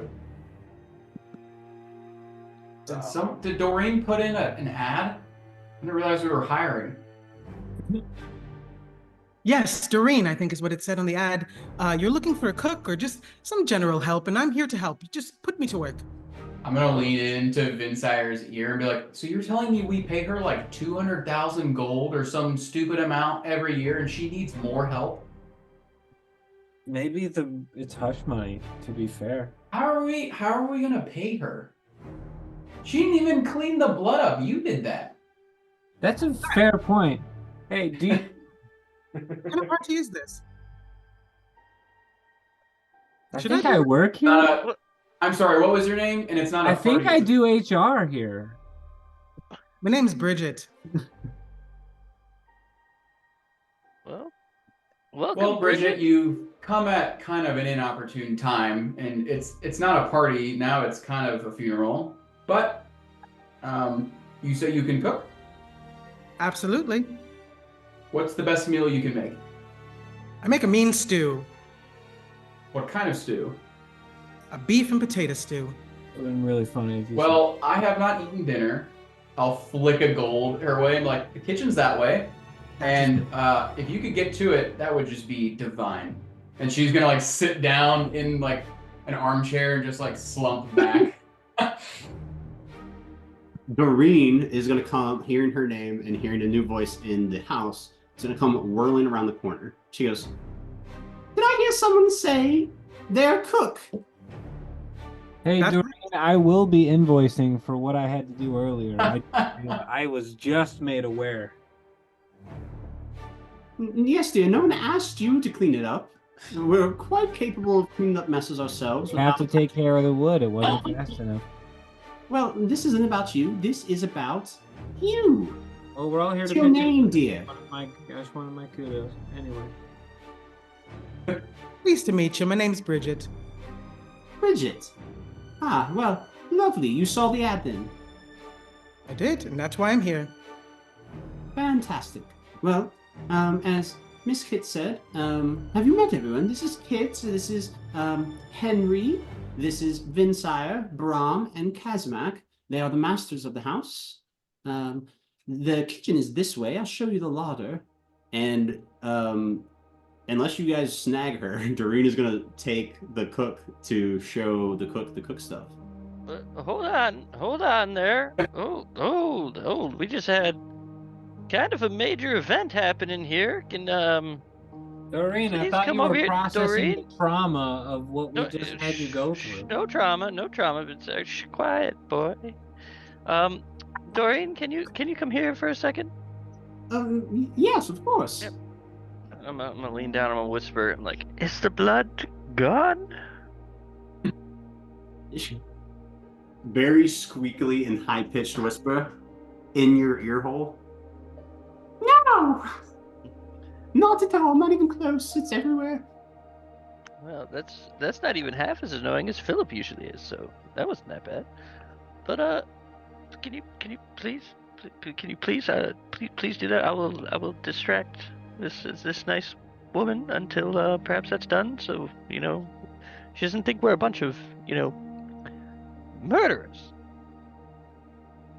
Did I hear murder? Hey, Doreen, forget No. about the job stuff. We'll get her HR onboarded. We'll show her quarters. We'll show her the rounds. You go ahead. You take care. You were in the middle of something, if I'm not mistaken, involved like lemon, if I believe. All right.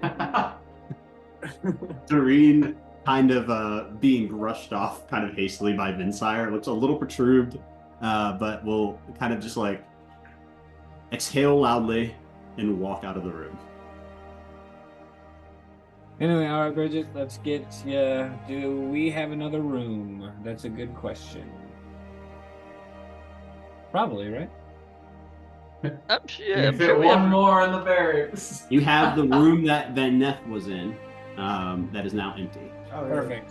You the That's- traitorous bastard. You're gonna have his room. So, a few things in the onboarding. First of all, I know you got my name already, but I am Henry Bibbleston at your service. Thank you very much. These are my companions. First thing we need to discuss is what did the ad say about pay? Oh, I think it said, as necessary. I'm not really too concerned about pay, to be honest with you. That's fantastic to hear. Oh, excellent, excellent. Is there anything you do besides cooking? Oh, I have many skills. I'm sure you will see that as we go along. Cooking, Amazing, cleaning. amazing. What? You didn't bring a copy of your CV or anything like that for us to just go. I don't know what that is. Yeah, fair enough. Well, welcome to it. This is the place. Let me show you around. Where are you from? I am from Halstern. For the less smart people in here, you're gonna have to elaborate. Halstern is an island north of Zata. Oh, cool. It's like on the map. It's like Yeah. here. Yeah. How long have you been on? The whirly poo. I'm sorry, what was that? How long have you been on the continent? Oh, I've been here at least the last 6 months, just traveling around, looking for work, odds and ends here and there. I'm a mean barmaid, and I can make a mean cocktail if that's what you like. Traveling through the bars, and I saw this ad and decided to come here and check it out. You all seem like a upstanding group of folks. Truly excellent judge of character, if I do say so myself. Look over and Kit is just like fumbling through the liquor cabinet. Just crouched over like halfway in it, and then like, oh, there it is. I'm just gonna pull out this huge glass, like handle of whiskey, and just boom, and just like pop the cork off of it, and then sit back down on the armchair. Just Fair. I'm gonna send Philip over to give Kit like a massage. He's had a day. You watch. Over. You watch Philip kind of runs up, like looks back at you. See it like pause at your feet in the armchair. She like looks back at Henry. Henry, in your head, you hear, "Are you fucking serious? This is Yes. I used to have respect. We used No, you didn't. do things, and now I'm just rubbing shoulders." You see a very dejected brat walk up your body, pause on your trap, and just start doing the tiniest little rat massage on your on your I'm body. gonna scoop her up and place her on my head so I can get like some head scritches going. I'll just... Yeah, she's making biscuits there. Just getting a mean head scratch going and just sipping Rat whiskey. biscuit. Fucking ratatouille up in that bitch. I'm the cook now. Bridget, get out. So as you guys are sitting around everything, Bridget's here. Henry, are you good with Bridget? Do you have any more questions? Oh yeah, I want to insight check Bridget. On what? Where Yeah, so as I'm walking around, I just want to like show her around and just like, I just want to gauge, is this someone that truly stumbled through the woods upon the ad, or is this someone here with a purpose? All right, I will say I'll allow you to do that, but I'll need you to role play me a good leading question for that to get us there. Oh, you think? Get me there, Daddy. Get me there. I wish Henry wasn't. What like, are your actually purposes with my good at this wooden kind of stuff? What do you wish to do with my kitten?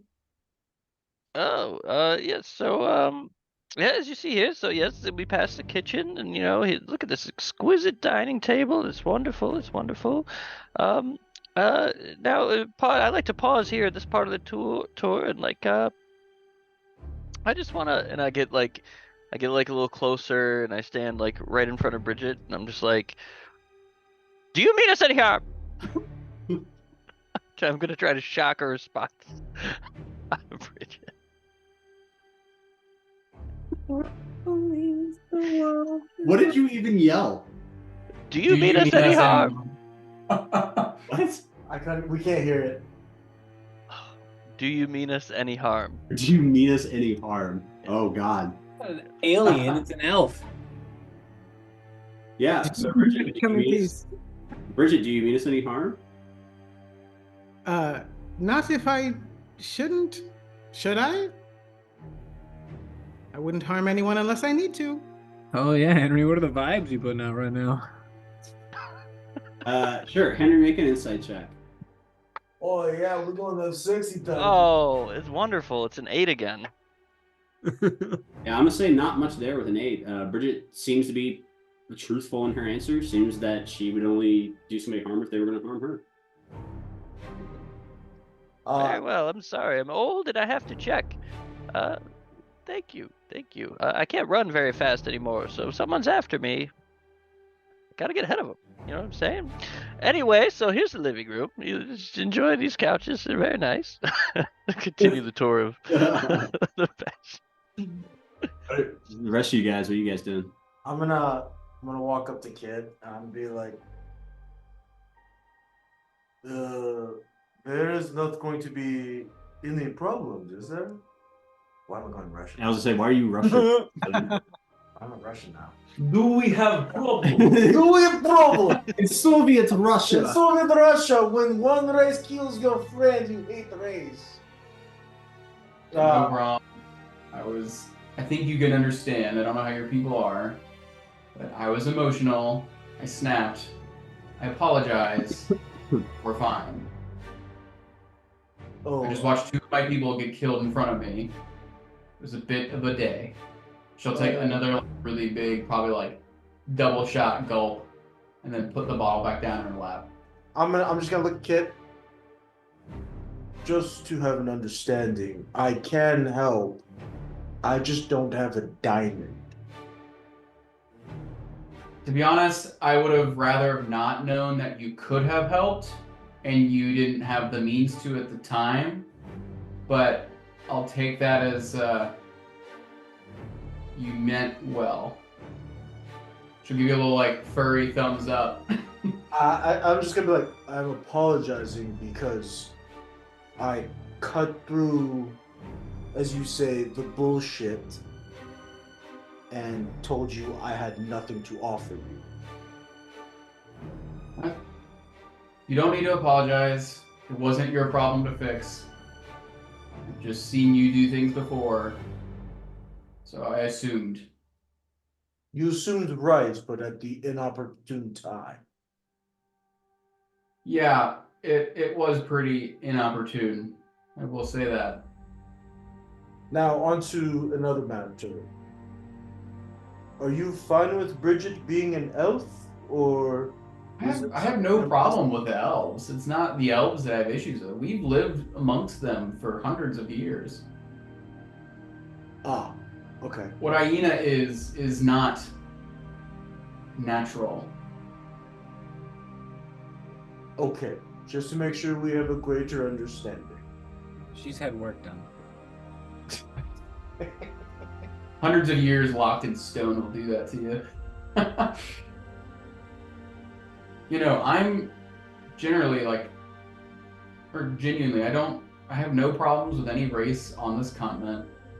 We've lived amongst you all for as long as anyone's been here. We have whole festivals dedicated to how diverse this continent is. We have no issues with anyone.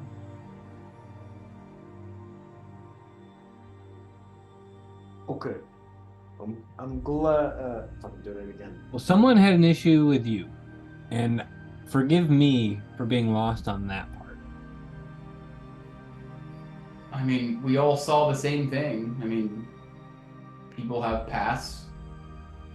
People take revenge.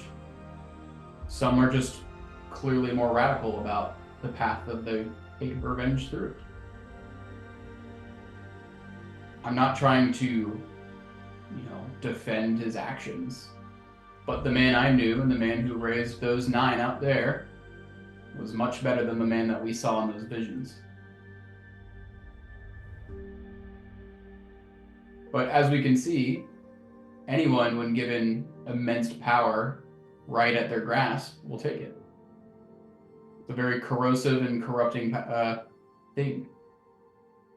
I don't think any of us could probably put it past anyone who would do that. We would probably do the exact same thing given the opportunity.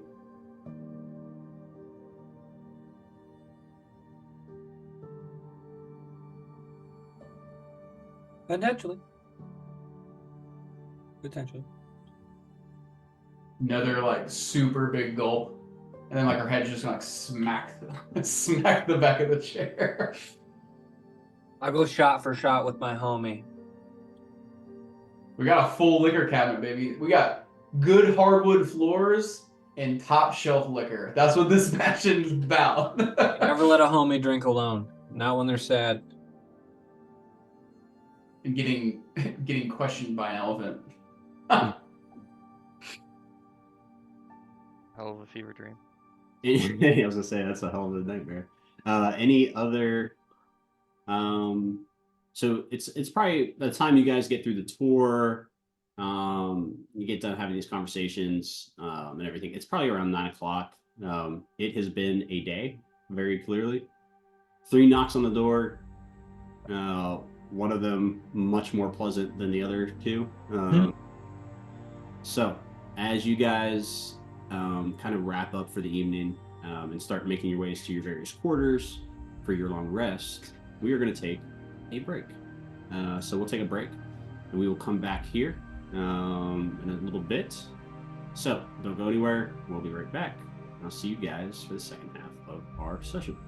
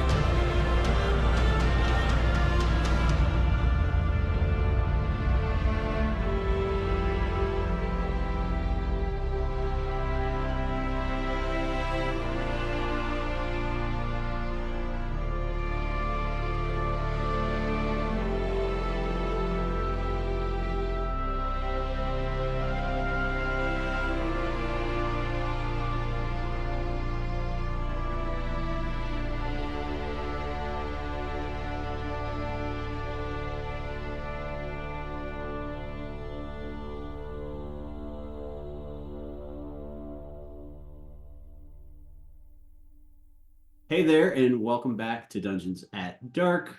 Welcome back from break. We left break with you guys settling down for your long rest. You guys, coming back from break, are going to wake up from your long rest. And guess what? No crazy nightmares or knocks on the door.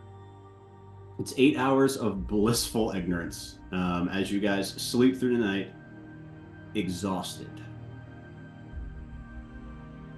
If there's anything that anyone would like to do in the middle of the night, they can. Actually, I do. I have two things kind of. They kind of roll into one. I want to sit there, just kind of like in the dark, looking out the window, looking at my amulet, confused as fuck as to what is going on. This amulet doesn't open or anything, right? Is it solid or is it like a locket? Yeah, so you examine the amulet. It seems to be solid. It looks like it's made of like brass. It's. I mean, you've had it for over 100 years. It is. You've looked at it 100 times. There's no hinges. Doesn't appear to be a way to open it. It's pretty thick. It's about an inch thick. Like it's a pretty thick, hefty boy around your neck. So I mean, like it's there. It's about yay big, about the size of a baseball, basically. About an inch. Is there any like design work on it? Yeah, on the front of it, there's just a simple kind of like ethos of the den, which was lie in the shadows, collect, learn, live. And that is basically, and that's been on there since the day you received it. You'd seen the Kinokage with it before it was given to you as a gift, and it had the same inscription on it then.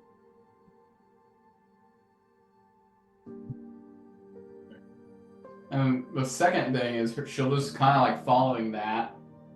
She's gonna have this real existential crisis, and she's really gonna be questioning her whole culture and religion because everything seems made up at the moment and kind of falsified.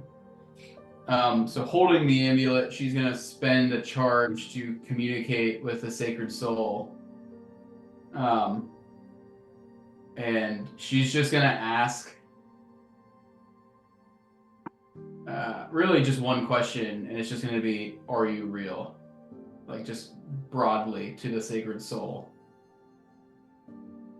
And then take the amulet off and just place it in front of her, like the windowsill that she's sitting in. Yeah, you get, as you place the amulet, you ask the question, you place the amulet down on the windowsill, the curtains billow with a strong burst of warm spring wind as it comes through the window. It is refreshing. It is gentle, reassuring. You feel as though it's the magic of the amulet answering you back affirmatively that yes, they are indeed real. She'll put it back on and go, like, just uneasily fall asleep for the rest of the night. Okay. So as the rest of you guys are sleeping throughout the night, each in your own rooms, Bridget getting used to your new surroundings. Bron, go ahead. With the sinking of the fleet in Calypso, does Mel get back to Deboria? You would have no idea. Yeah, I kind of. Yeah, you'd have no idea. You don't know anything about this. You know that the letters that you were receiving from your people here, before they had stopped, they were coming through Calypso. That's what you know. Yeah. All right. Fuck it. We're gonna take a shot in the dark. We'll see how long this takes to get sent because the fleet was sunk. So we'll see if there's a ship that still makes those runs.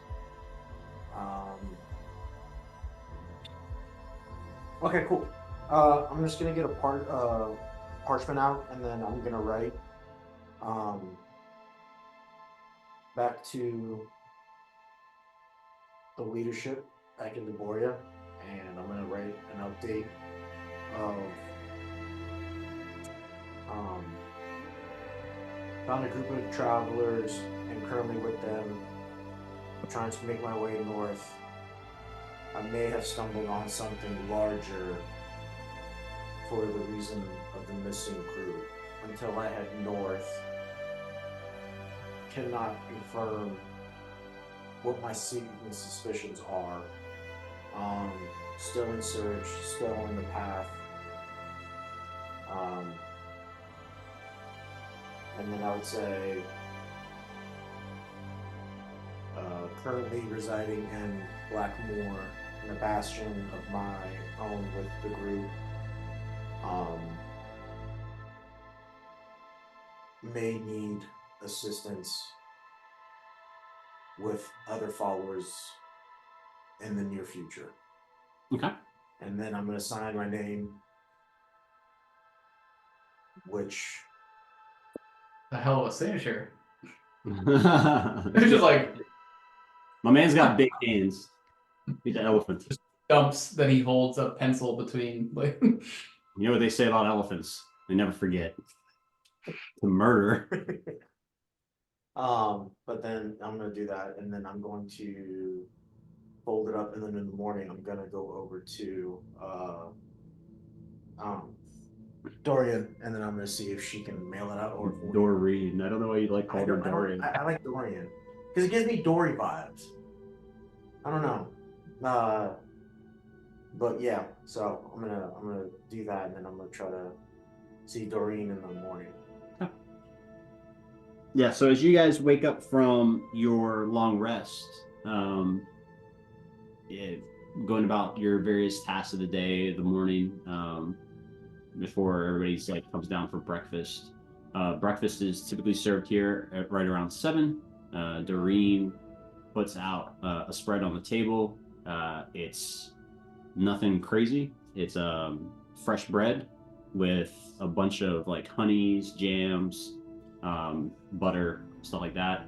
And there is a couple of pieces of bacon per mouth, basically. But bread, some bacon grease, dip your bread in, and bread for breakfast. You guys smell it get laid out, and it pulls you, almost as if by magic, down from your rooms. So as you guys kind of slowly make your way down from your various rooms at different times or up from your different studies and things, eventually you would find yourselves together in the dining room. I would say that Bridget, you would be one of the first ones down. Doreen probably would have let you sleep for the first night.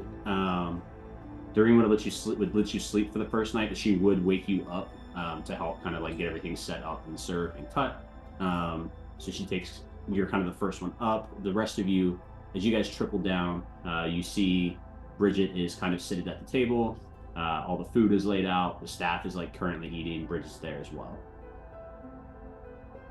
Silly question. How did I wake up in time back in the day? sun came up.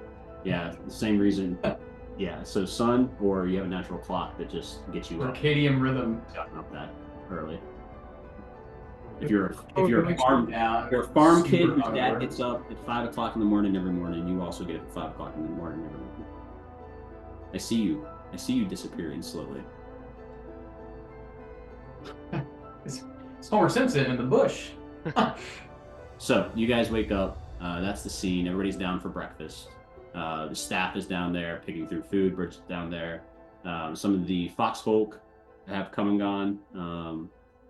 There one or two of them are kind of sticking around eating. Yeah, that's the scene. Yeah, go ahead, Kay. It's gonna come down super hungover and just like sort of like avoiding the sunlight, even though we probably have like one window. Just like avoiding the singular sunlight. And she's gonna try and find Bridget in the dining room. Okay. Easy enough to do. Bridget stands out. She's one of the only other people that's above like 4 foot tall here, so. She's gonna walk up to you, just like still kind of like just scratching her face, like, "Hi, we didn't really properly meet last night, so I wanted to apologize for that. Wasn't my my normal self. I had a death in the family." No apologies necessary. I know that can be tough. And she'll. How tall are you? Like 5'7". Okay. Just like she'll like put her hand up, so kind of like scrunch her face, like just tiny little slits like looking through like, Kit. My name's Kit. Pleasure to meet you. And she'll take your hand, shake it. All right. Well, I'm gonna sit down now. Is there water? Yeah. She passes you the bucket, not bucket, but what do you call this? Pitcher. Right. I need a bucket too, probably. And a bucket, and a bucket. I probably need a bucket too. And then she's gonna take. Oh, cool! Thank you for thinking ahead. She'll take the bucket and then a little like flagon of water, and then like sit down and just like kind of hunch over it. Okay. What are the rest of you guys doing? Henry, before he comes down from his room, he's going to do his morning ritual of a little bit of stretching, some yoga. Got to stay limber, and I'm going to open my arcane lock on the chest I have in my room. Make sure that the dragon egg is still there, and all the notes that I have pertaining to the time dragon egg is still there. Check. All right. It is still there. Yep. All right. Well, pleasant dreams, my child. Close the chest again. Recast arcane lock on it. Make sure no one can get in there. I'm gonna work my way down and be like, Philip, let's go. I think I can get you some cheese this morning. You know, you helped me out yesterday. Appreciate you. You're very brave. Very, very brave. Listen, Henry. We need to talk. Philip kind of gently like climbs up on the bed and like sits on the corner of the bed. You've been a real dick, Henry. You've been a real asshole. You've done a lot of throwing.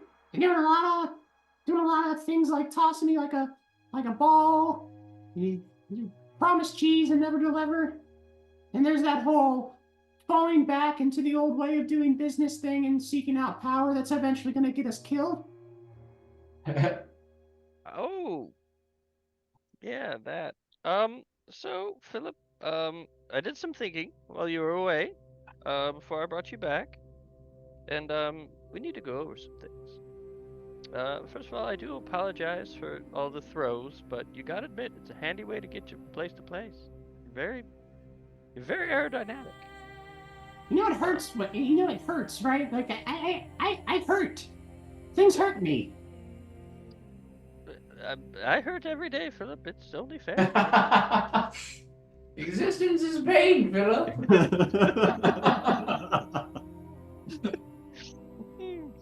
Oh, and you know what? I have been over-promising and under-delivering on the cheese. I do apologize for that. That is on me.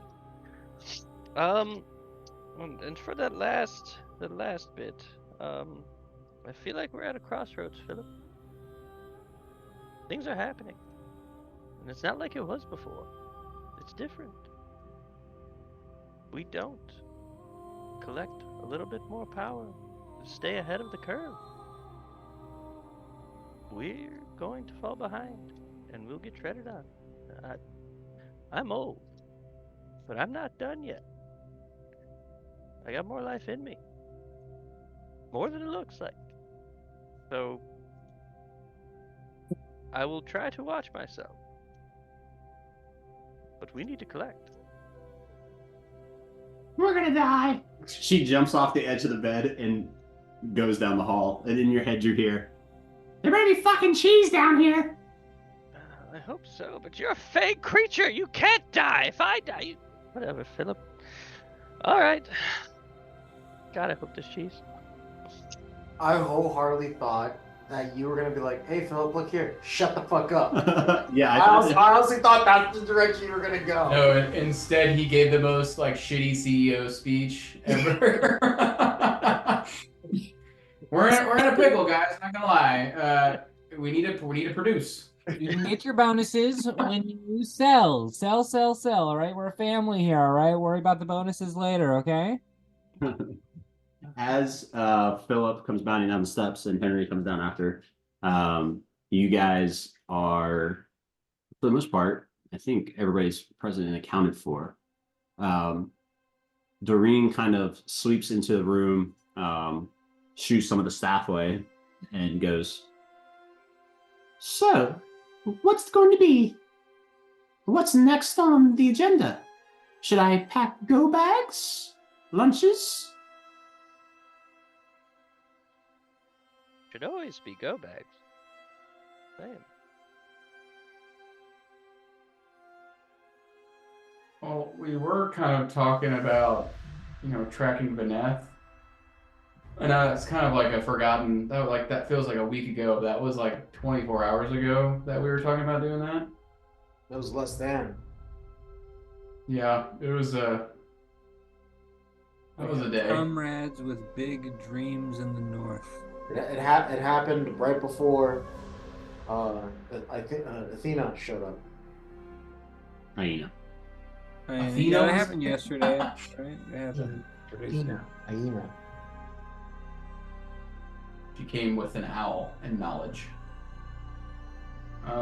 Well, I mean, Kazmak, what do you think?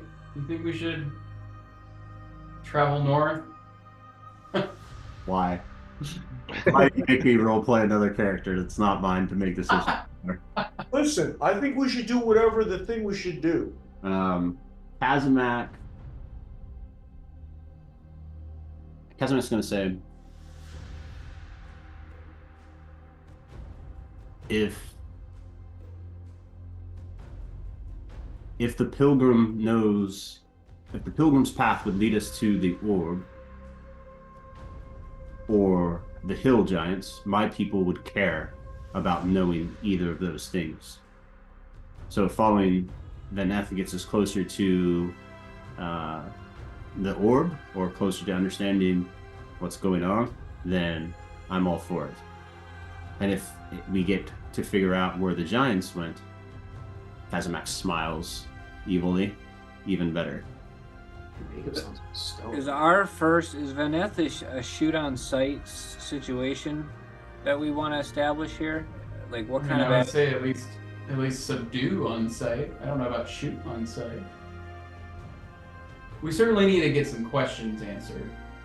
Yes, we should try talking first and, attacking after if that fails.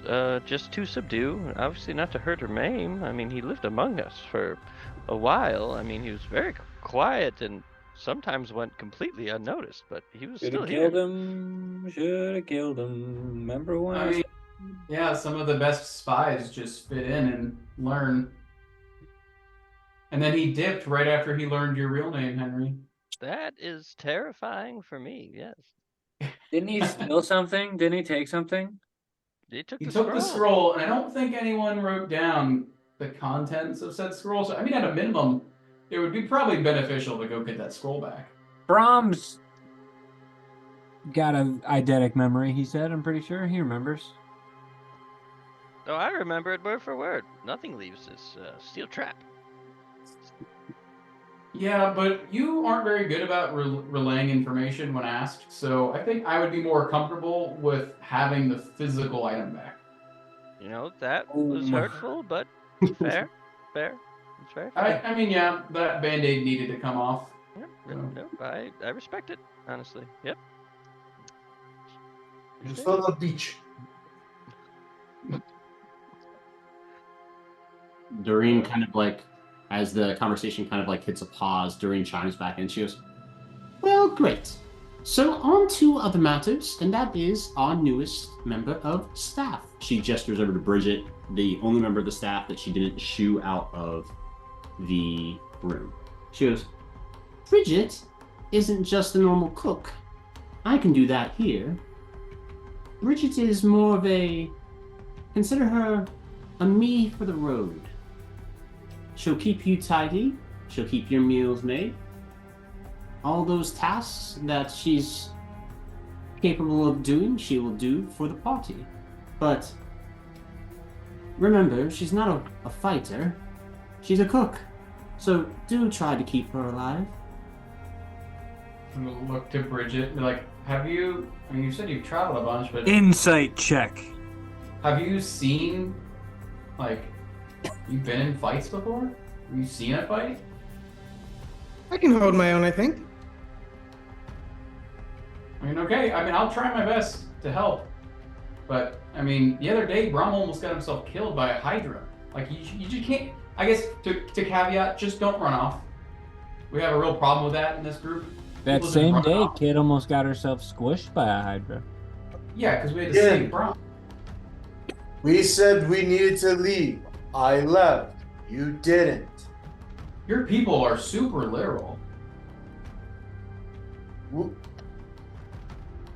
Dude. Nothing would go over my head. I would catch it. I would catch it. I got picked that up, Christian. I mean, I appreciate the enthusiasm, Brom, but that did put us in a tight spot that one time. So I just had to bring up that example as to why we cannot run off from the group with Bridget. But I did not die. No one did, but we came very close. But technically, if you think about it, it's a blessing in disguise. Because I told you there was an ambush ahead. Whatever mental gymnastics you need to do to get on team move past this.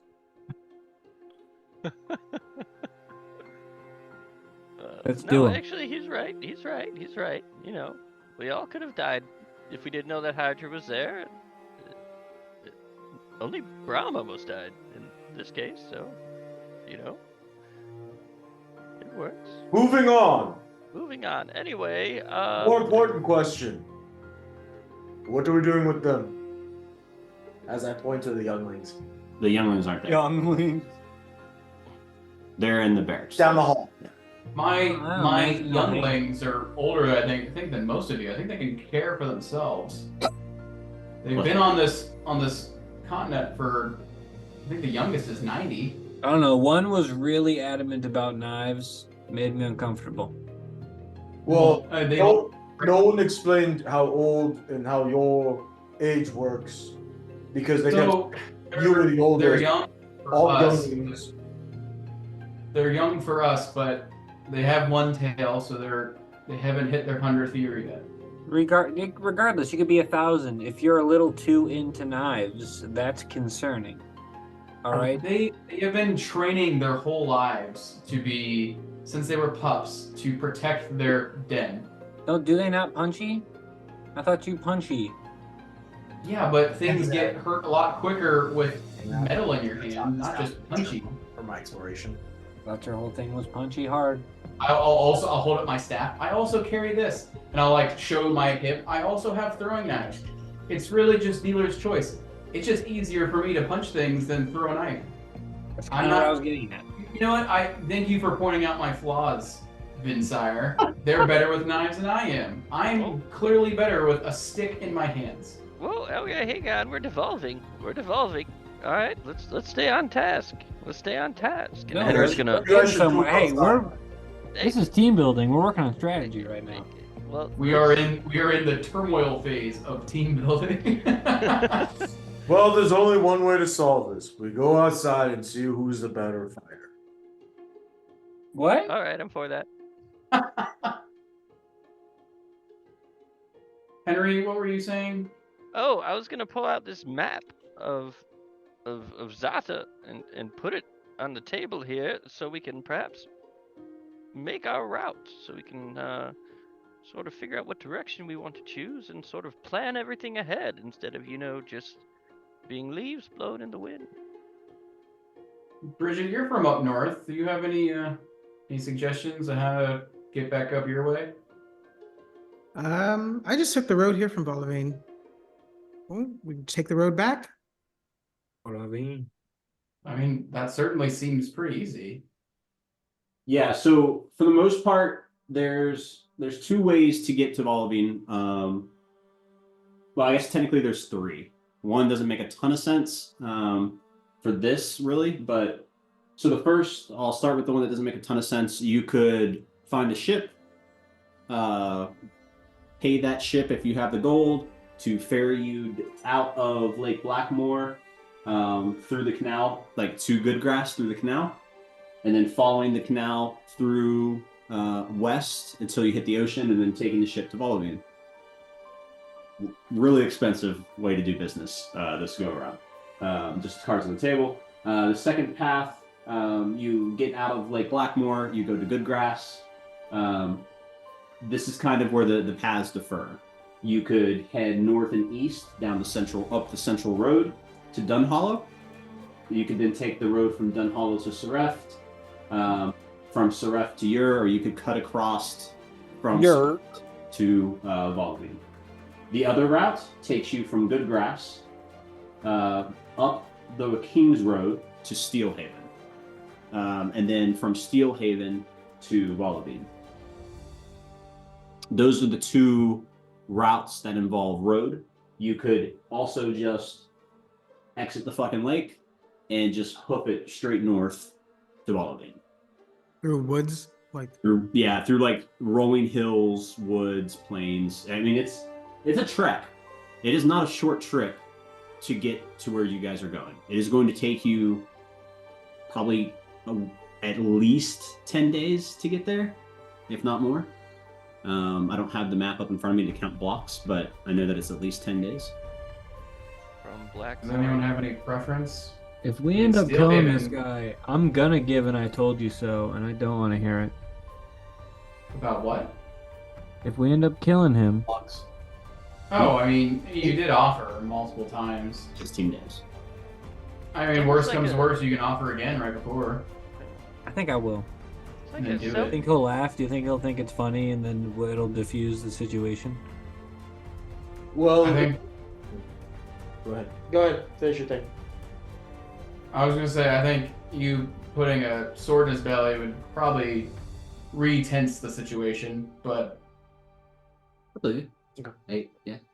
It's a real serious talk of strategy, all right? We're just spitballing on how to do battle as warriors. Okay. as warriors. My I don't know man, you anything, collect dude. grass for a living. What do you mean as warriors? Exactly. That's why I'm trying to talk to the old fox. You're the oldest fox lady on the continent that I know of. Or Apparently. so I've been told. Okay, so there's that. So does anyone have any preference, Steelhaven or the other pit stop city? I do need to stop by your. I do have business there. That was not what she said at all. Yeah, well, That is one of the pit stop cities. Henry? I thought you said Steelhaven or Dunhollow. Dunhollow to Bulliving. Yeah. We're gonna do a button hook instead of a straight shot. Oh, Let's Or say we're we gonna go from. yeah, but you can still go to Goodgrass. You could also take a ferry up the canal, the spring stream. It is spring, so the stream is open right now. So there's a stream that only flows in spring that is wide enough for little ferries to get up and down. It can get you to Letty's Hold, and from Letty's Hold you could go north to Dunhollow. Then to Seraph, you're Volvian.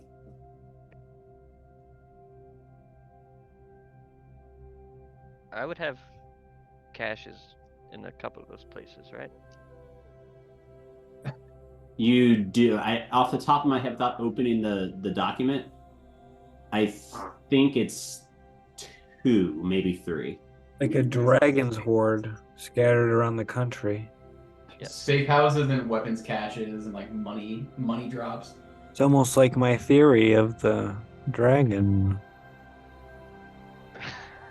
Yeah. I think because you have a road that goes straight to. Well, Yeah. I for one vote we Sure. go up through Letty's Mhm. Hold, Dunhollow, up to Seraph, and then from there we can, I guess we'll be close to Ur, but then we can just call it from there.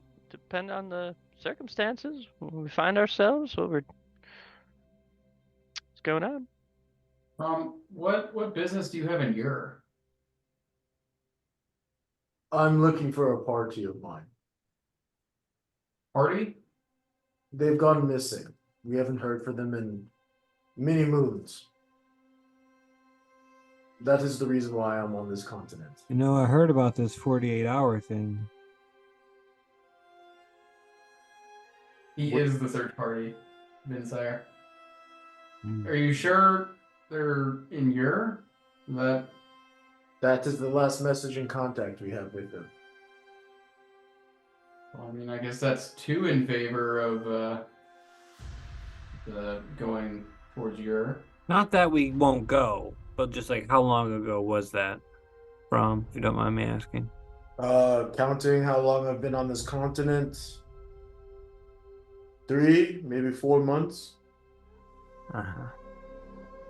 Right. Not terribly long. I mean, you never know. Maybe they're having a really good time and. Well, Got we it have back. we have monthly communication, Oh. Well, and we haven't heard from them in some time. My leadership was concerned, so they sent Do me. us a favor, and do you know how much is some? What? How much time is some time? Like I said, 3 to 4 months, including me being on this continent. That you haven't heard from them? Yes. Or you've been on the biggest- continent for 3 or 4 months? So to clarify, in the backstory that we wrote for you, Brom, it says you hadn't heard from them for 6 months. 6 months. Then you got on the boat, 30 days travel, 7 months, plus the time you've been here, So almost 8 Like months. 8 months. close to 8 months. 8 months. Change that. Retro. Rewind. Replay. 8 months. 8 months. 8 months. 8 months. So how big is this group that you're looking for? 4 people. And they're Luxodon like you? Yes. Well, I mean, You have names? that hard to find. At least Like a a- group. Like a group name? Do they have like a... Not really a group name. They're just clerics like me, on a mission for id to spread the righteousness of the Prime Pantheon. Oh, so they're like selling holy books, like random passersby. They're door-to-doors? No, more of like enlightening people of the greater good. they're door to doors. Do you They're need? soliciting. I have the names. I of have the the names. names. They're door-to-doors. Well, we will... So, I mean, that's why in the den in the Bleeding Woods we hide. They can't find us. Well, you can't hide if you're trying to spread the good world of the Prime Pantheon. Oh no, I'm talking about hiding from people like you.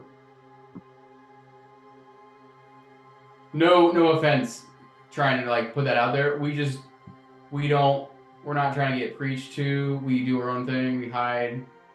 We live in the woods. We let you all do the Prime Pantheon. That's not our bag. I think it's too soon for me to say what I was going to say. You guys do birthdays, or like, is that not a... I mean, yeah, we get born. We do have births. No, but like the Some annual, days. you know, like birthday.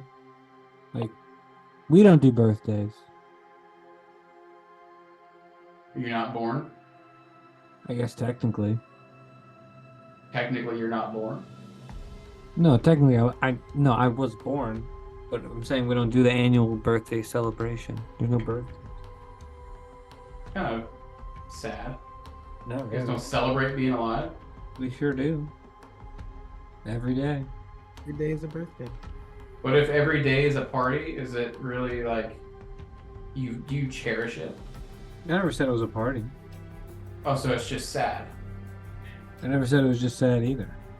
Making a lot of assumptions here for an old You wise just lady. really don't paint your druid grove in a very high light, Vinsire. Because I'm not painting, we're talking. This is why I don't like druids.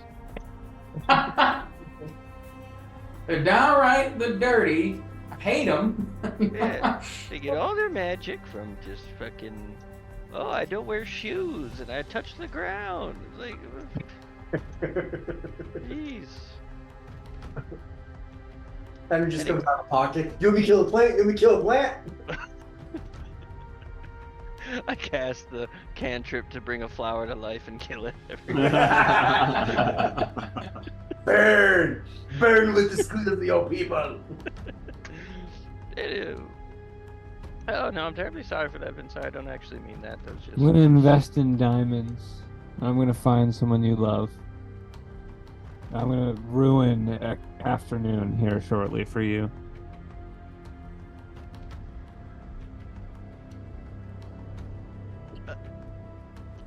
Okay. I don't know what kind of fucking threat that was, but Jesus. I know what Kyle was talking about from our break conversation. That might have been a bit much, and I'm realizing that now, and I'm sorry. I didn't mean it like that. Came out a bit heavy. That's all right. I'm gonna pull out a book. Watch Vinsire.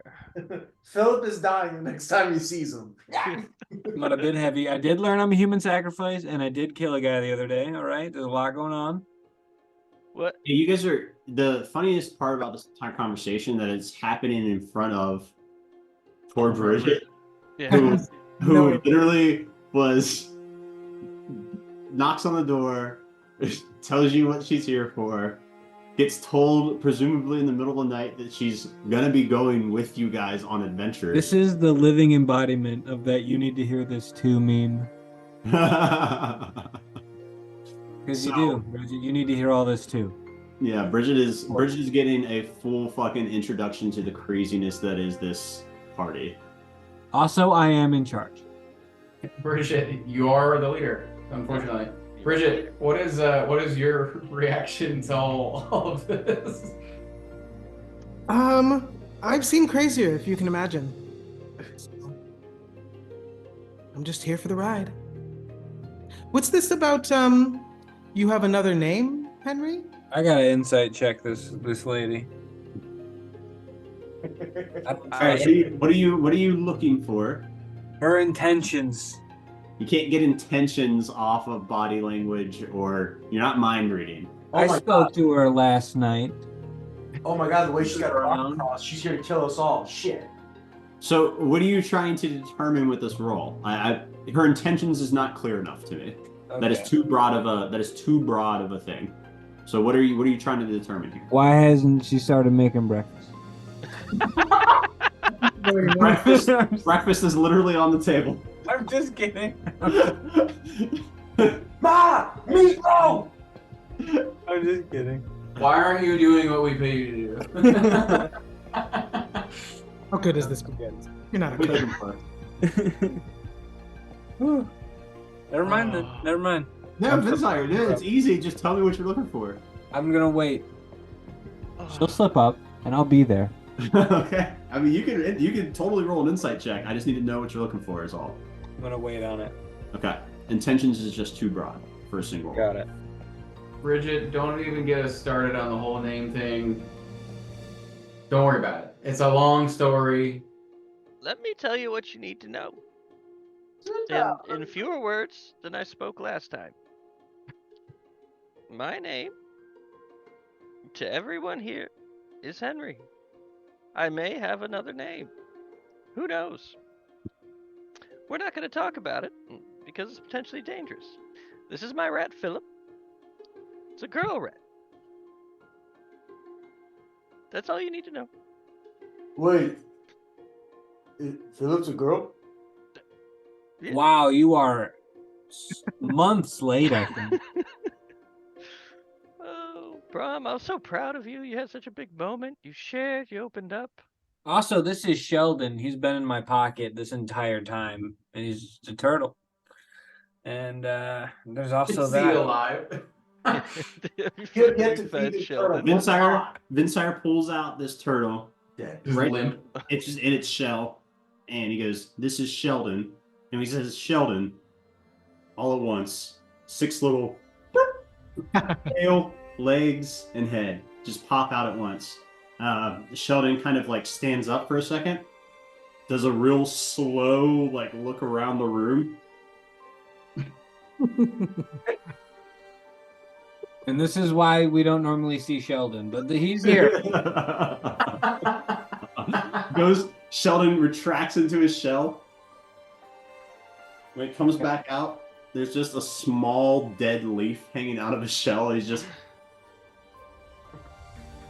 Yeah, does he not need more air? I feel like he's getting like starved in your pocket, Vin. No, he hangs up. We chat. Does he respond? Yeah, well, it's magic. The whole plant thing. It's like that where I can just talk to him sometimes with magic. I didn't doubt the fact that he could talk. I just wondered if like you talk to him and he talks back, or do you just talk at him?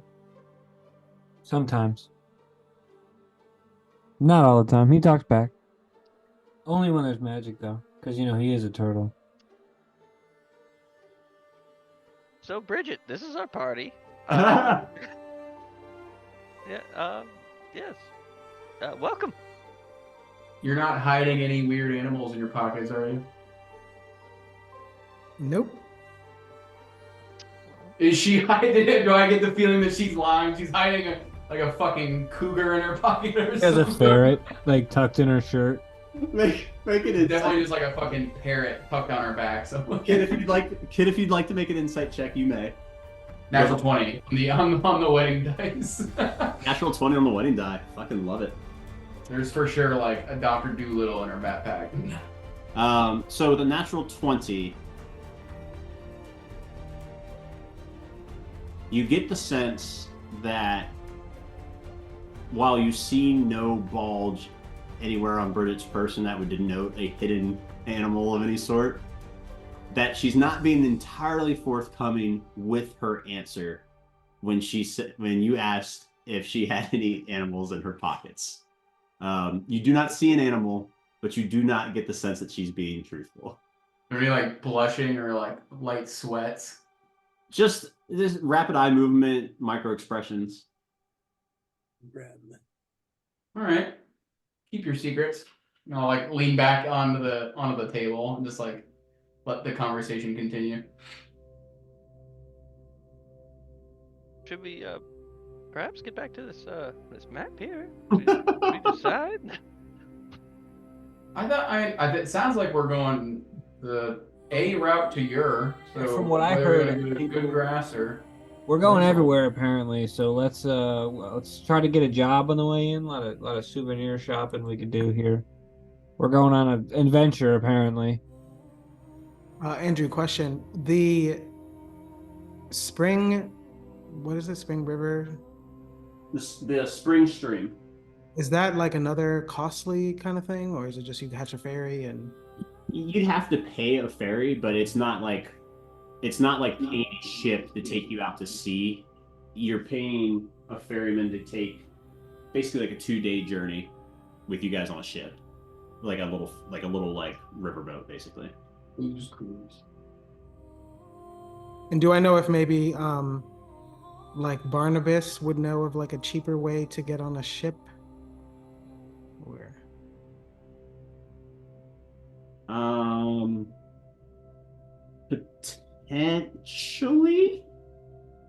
Potentially. However, not likely in a way that would not draw attention. Got it. Henry? I'm trying to find the guy's name. I just realized. Did I ever He's get a looking through his response? library currently. The cloak. Yes. through my little notebook because while the mind is a steel trap, the steel has holes in it. What's his name? The casino. Steel trap, but it is a stringer. Yep.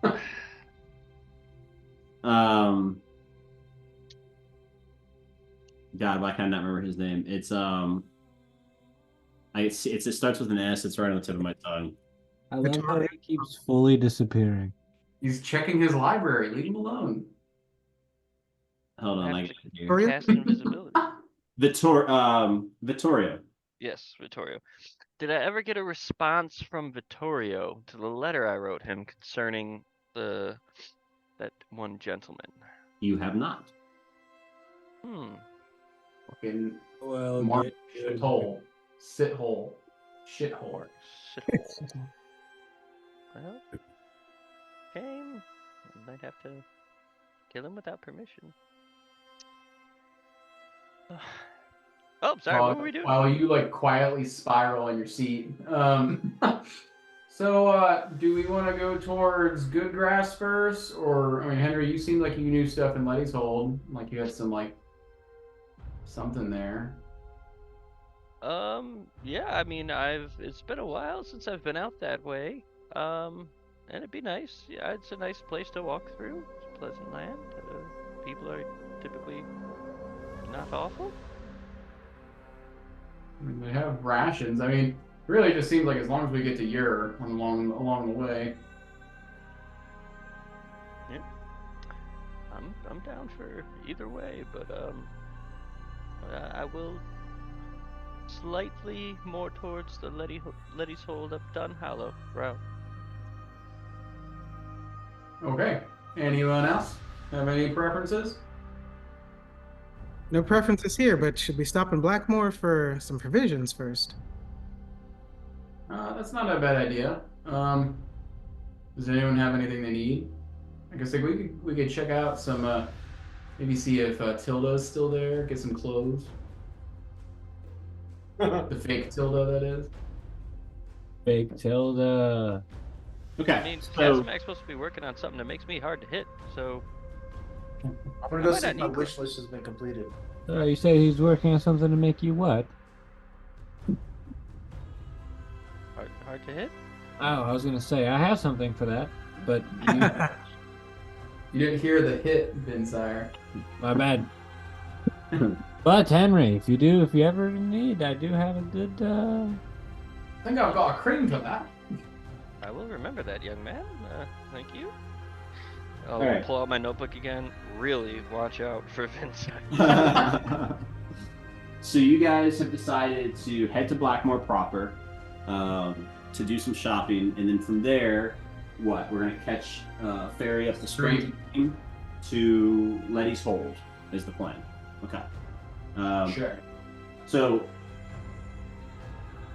yeah, no, that's fine. Okay, so we'll head to Blackmore. As we head to Blackmore, it takes 6 hours to get there. So you guys get there about, we'll say you leave within like an hour, like breakfast and everything. So you guys get there, say 3 in the afternoon for a nice round number. Henry's walking. Yeah, you guys don't have enough horses, which is why I added that extra time on there. So you guys don't have enough horses to move at speed. With I do have a tree outside the city. That's true, you do. If you guys don't want to walk, I mean, Yeah. time really kind of is of the essence. is it? I mean, let's not forget, we're trying to capture a living being as they also move north. Okay, well, fair point. Do we know he's moving north? To That's catch just you we up, know where the Bridget, horse he was. did some Henry can do some things, and he saw that he was going north. I did some things too. Actually, I remember now. I did some things too. I was told he was going north. Henry saw his horse in a field that kind of corroborated the fact that he's no longer on Blackmore. And he has a scroll that we know would send him north. So we're like 80 to 90% sure he's heading north. Got it. 50-50. I'll tree us to the city. All right, so that shaves off a lot of time. You guys are there at 9 in the morning. So 9 in the morning, you guys plop into Blackmore. The town is just waking up. People are leaving their homes, going to work, about their business, heading to, till the cranberry plots, things of that nature. So as all that is happening around you, I will refresh you on what is available for Blackmore. It's not Not shit. Not known for. It's not a major city. It is a minor city, so it has the Crimson Sales. Say that fast, Jesus! Crimson Sales shipwrights. It has Ebony and Ivy Trading Company, which is kind of it's more like home decor and like big clunky stuff like that. You have the Silver Serpent Casino, which has all the gambling. It also has the Shadowy Emporium, which exists in there. And then you have Tilda's Textiles, which she does all the enchanted cloaks and things of that nature. And that is what is in Blackmore. I'm just gonna pick up some like cooking stuff, you know, like extra. Okay, things. yeah, I would say probably Ebony and Ivory Trading Company. Easy enough to do. You walk in, find some spices and things of that nature. Some like field supplies for cooking, utensils, stuff like that. Okay, is there anywhere to get diamond dust, or is that not a thing? Not here. Easy to get diamond dust, but just not here. One of the major cities, so places like Steelhaven or High Watch, Calypso, that they tend to have a lot of the more expensive items, the port cities. So.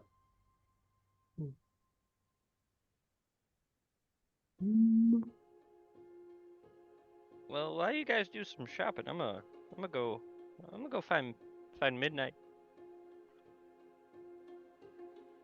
I'm gonna go with Henry. I don't want to split up the party too much, so I'm just gonna come with you, Henry. Oh, I appreciate the company. Thank you. Okay. So as you guys are kind of shopping about town, we'll stick with Kit and Henry for a second.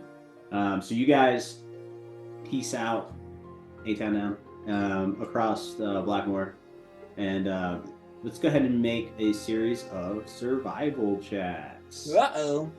So one of you can get the help action, and somebody can roll with advantage, or you can make them separately.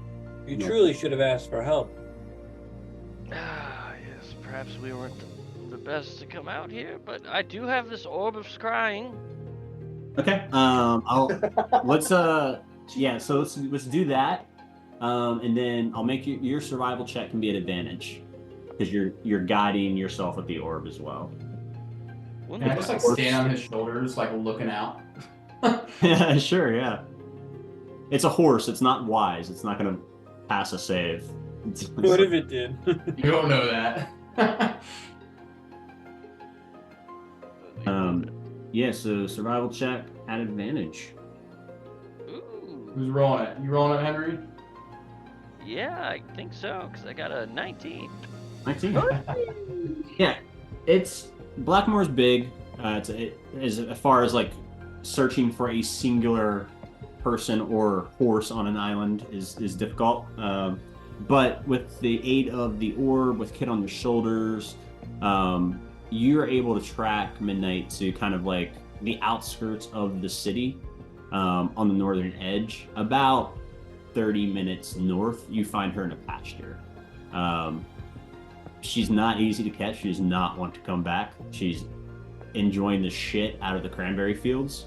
In fact, that's where you find her, is like in a cranberry field, like outside of the pasture. Just get fat and dumb, baby. Oh. I could have become a horse and seduced her. I didn't expect that.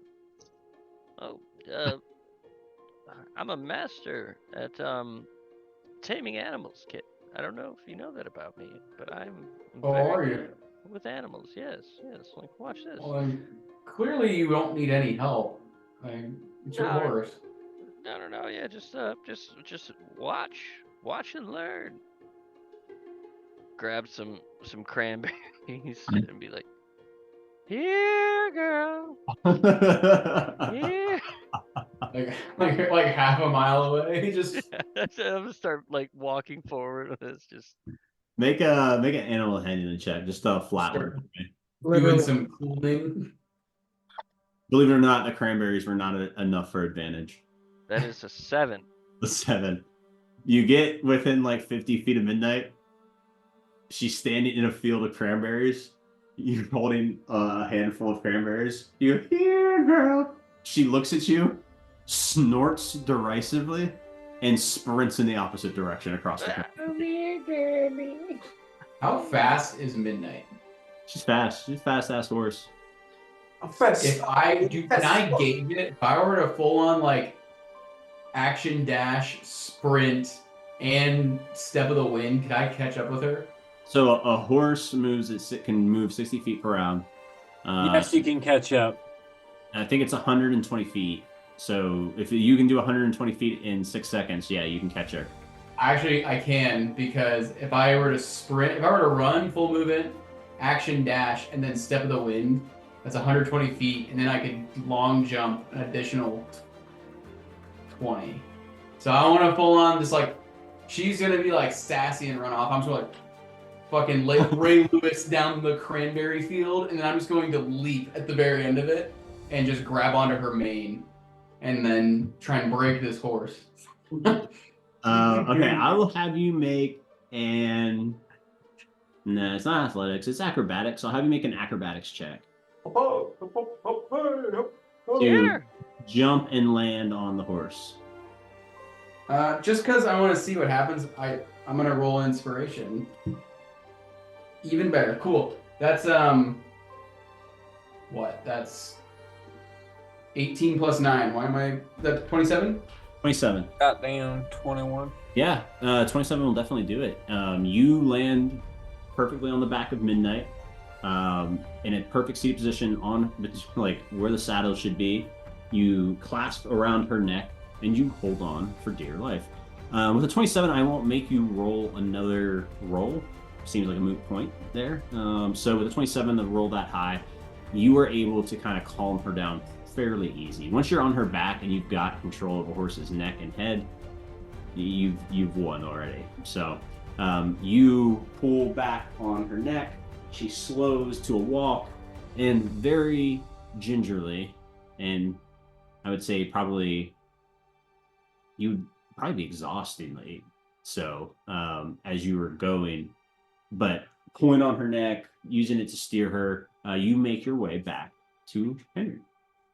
Sitting on her back, looking down at his hands full of cranberries, like, I really think it worked. She came back. Yeah. It took her a second. I think she was giving you a feint to see if you'd actually bite, but you stood your ground, Henry. It worked. You know, you don't have to patronize me. I get it. You are. I had I'm not. I genuinely think the cranberries worked. And I'll like scoot back to let you hop back up in your like rider position. There's. I can't really. There's no. Like dead body and over the horse and trying to like wiggle my way up. Oh, hey kid, can you do me a favor? Don't tell anybody about this. I won't. Appreciate Your secret is safe with me, Mr. Bilston. Thank you. Everybody thinks I'm really cool, so I'd like to keep it that way. Yeah, I actually hear them talking about it all the time. Like once you go to bed at like 6. Well, early to bed, early to rise. Anyway, head back. The bastard stole my saddle. So as all that's happening in the cranberry patches, unbeknownst to everyone else, what is the rest of the party doing? Are you guys doing any more shopping? Anywhere you want to go? Tilda's for a cloak or anything? Gamble? Get a quick dice game in? What are you guys doing? I would love to get a quick dice game in. Yeah. Personally, if you guys want to stay here, come with. Feel free. I'm gonna go get a quick dice game in. Sure, I'll join you. Gonna put a quick 1,000 on black here. I'm gonna look at you guys. I'll wait outside for the rest of the group. Okay, so you're gonna chill kind of on the road outside of the Silver Serpent. Yep. Okay. All right. So, Bridget, are you going in with Vinsire? Yeah.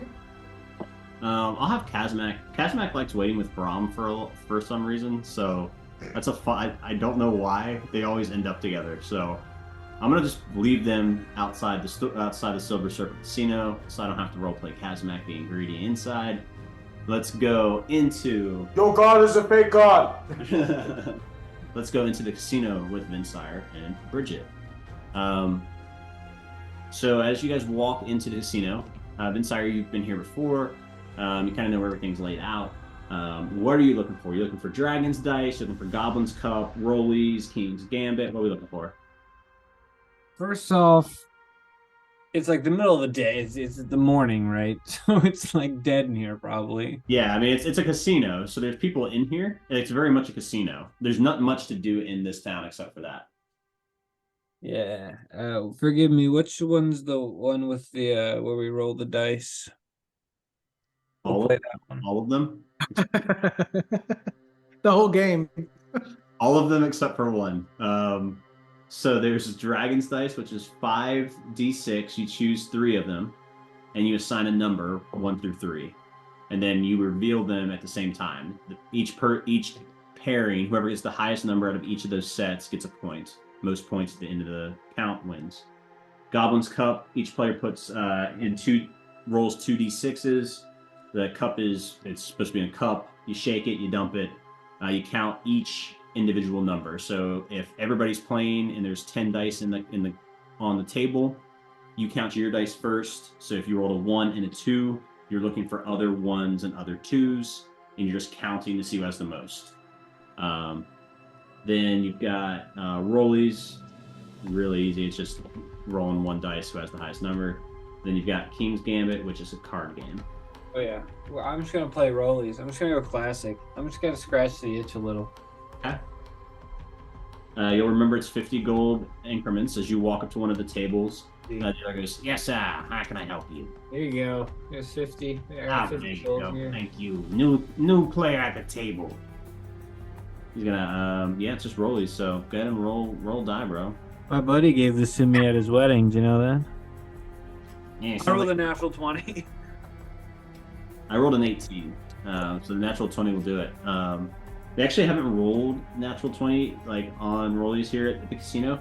So anytime you roll on the D20 rolls, it's a natural 20 is double your money. So you would have won 100 gold. You're gonna win 200 gold from that. It's like hitting like black. It's like blackjack, baby. Hit a 21. All right. It's been an absolute pleasure. You were wonderful. This was amazing. I had a great night. Take your winnings and run. It's 10 o'clock in the morning. I Bridget. had a great night. I'm gonna leave a 5 gold tip. You've been wonderful. I am gonna find Bridget and be like, all right, whatever. I'll support you. I'll support you from here. Bridget, what are you up to? What are you looking at as he's doing all that kind of by himself? Yeah, I think I want to look around and see if there's anyone here that like I might know. That I could ask some questions. Okay, give me a second here. But I do want to play Rollies too. That's why we do this work. The preamble to this shit is so important.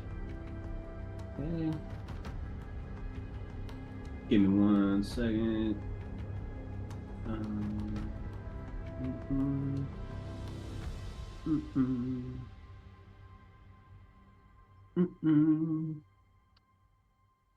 Okay.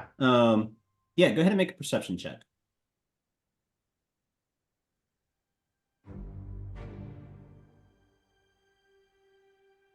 20. Dirty 20. No one. I think the person I think you're looking for specifically is not in here right now. At least you don't see them. But you do note that one of their associates, kind of a tall, drow figure, wearing kind of these nice robes. You've seen the person you're looking for and this person communicating before. Like it's not secret, like it's like in the casino you've seen them like talk before. Got it. Yeah, I think I'm just gonna go up to them, kind of like give them a knowing nod. And like quietly, so like is Vincire like right next to me right now, or? This is happening while Vinsire's sitting down to play at the table. Okay. I'm just gonna ask them like, whenever you can, give me whatever information you have on this one, and like nod to Vincire. Okay. Yeah. The elven figure kind of like looks at Vinsire, like celebrating having just won. He goes, "That one. Him and his friends came in the shop one time, but I don't remember anything particular about him. The Shadowy Emporium draws all sorts." Fair. And nothing about this Henry Bibbleston? That one. Then he wrote a letter to the boss. Got some old lad killed. Don't even know why. Good to know. Carry on. Just Carry on. yes. Right. I'll tell Barnabas you say hello. Please do. Vinsire, at this point, you'd be walking out to Bridget. Oh. All right, Bridget. All right, I'm up. We can go. Oh, hey, did you win? What's that? Did you win? I did win. Fantastic. Let me try. You gonna play? Let's get in there. Try one roll. I'm good. I won. So I'm not gonna play, but I'll support you. I'm here for you. All right. I'm gonna play That's roll. what you'll find. And if you become stressed, you can kill this imp, and it's fine. You can down on this imp. Kill him, he'll come right back. It's fine. It happens all the time. Don't tell Kit. She thinks it's the same guy. It's not. It's a different one that comes back every time. But we lie to her because it felt sad the first time it happened. Okay. So, as you guys kind of make your way out of the casino, I guess, having finished up what you wanted to do there, I'm sorry. Oh, you wanted to play? Yeah. Oh, okay. Yeah, let me pull that one back up. Nothing but business for Bridget. Get in, get her mark, walk away. I'm gonna hit Bridget with a guidance. Okay. What's that? Bridget, Whenever we get there, once we get there. you got the games as they're described. We got one where you roll 5 dice, choose 3. You got one where you roll 2 and count. You're just basically counting the number that you rolled at the table. Then you've got rollies, which is obviously very self-explanatory. Then there's a card game where each player draws 3 cards, turns them face up, and then essentially you can buy cards to replace your opponent's cards. But once you've replaced a card, you can't replace it again. So it's like a middling card, and it's like an 8, and you replace it and it becomes a jack, you've screwed yourself. Are any of these games something that I could use sleight of hand on? You could maybe cheat on...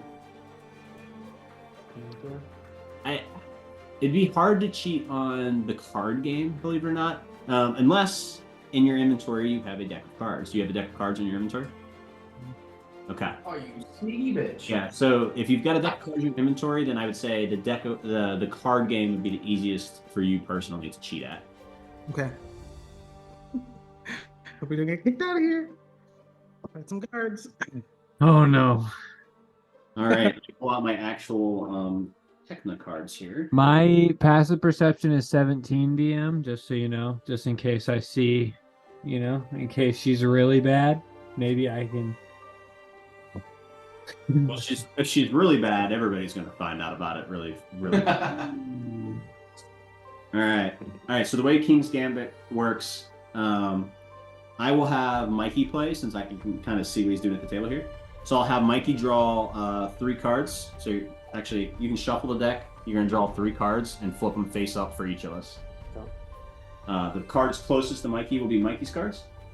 And then the dealer's cards, and then the cards on the black will be for Bridget.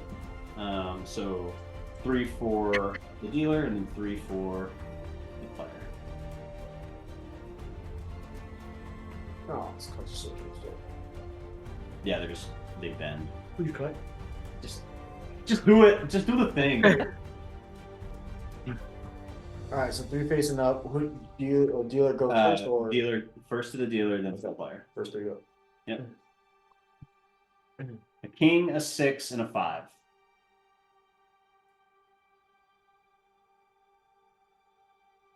A 4, ace, and a 3. A 4, an ace, and a 3.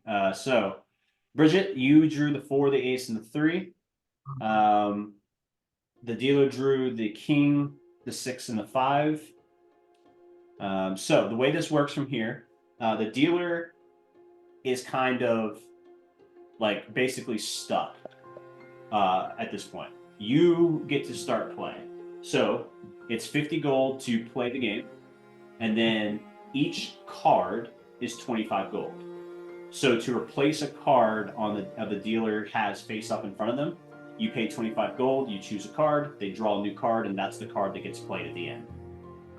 Essentially, you're playing 3-card stud, but you make the other person draw as opposed to vice versa. Okay. And my goal right now the pot sits at 50 or at 100 gold. And my goal is, what am I doing when I replace their cards? And my goal is to.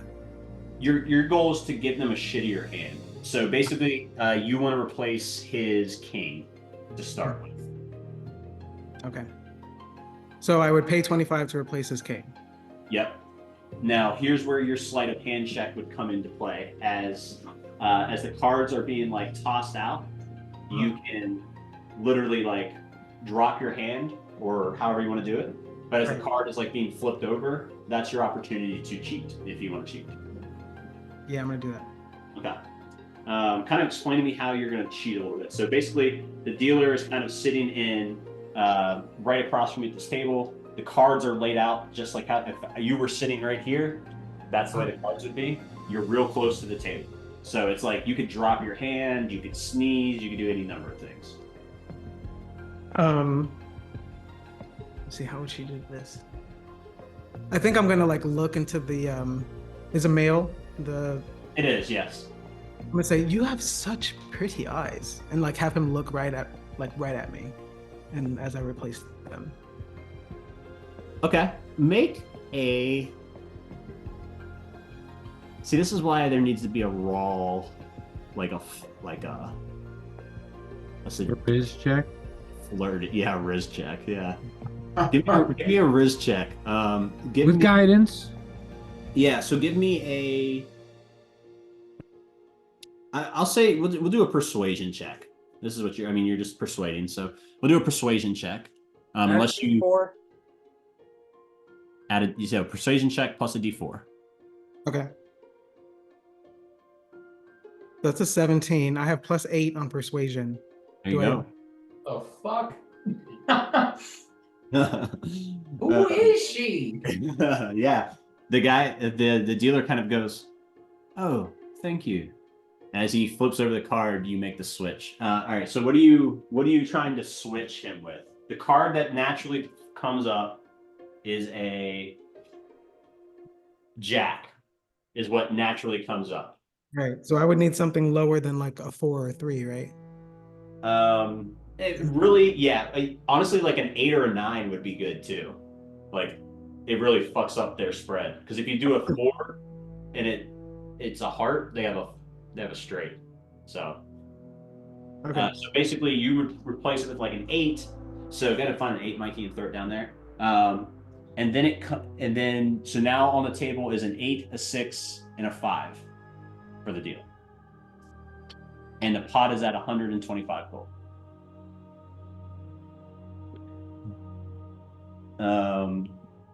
Comes to the dealer. Dealer is going to replace your 5, a 6, and an 8. Dealer is going to replace your ace. Pot is at 150 gold. That didn't help the dealer at all. You now have a 2, a 3, and a 4. The 2 and the 3 are suited. it is now your turn. You can now you can fuck with the dealer, or you can just let it rest. If you let it rest and the dealer lets it rest, the game's over. Whoever has the best hand wins. But if you let it rest, the dealer is going to pay the 25 gold into the pot and try to fuck with you. Right. Wait, all of his are suited? I can't see from here. So he's got spades and 2 hearts. The 8 is a spade, 6 and a 5 are hearted. So then I'll replace the 6. Okay. You gonna cheat again, or are you gonna let it go naturally? I'm not gonna cheat twice in a row. I just want to see if it Okay. Jack of spades. Jack of clubs. Jack of clubs. He's now got an 8 and a Jack of clubs, and then a 5 of hearts. Comes to the dealer. The dealer is going to. He's gonna move that 3. Gotta flip it. Pot is up to 175 gold, and then You got an 8 of diamonds. Yep, you have an 8 of diamonds, a 2, and a 4 on the table. Nothing suited.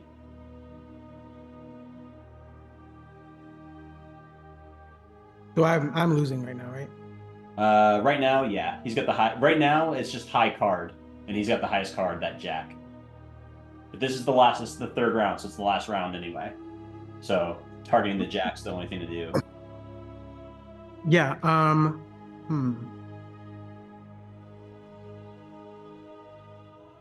gonna replace the Jack, but I want to use a sleight of hand check this time. Okay. Like, I think nervously, like, drop the cards, like, oh, I'm so sorry. You're just so dashing.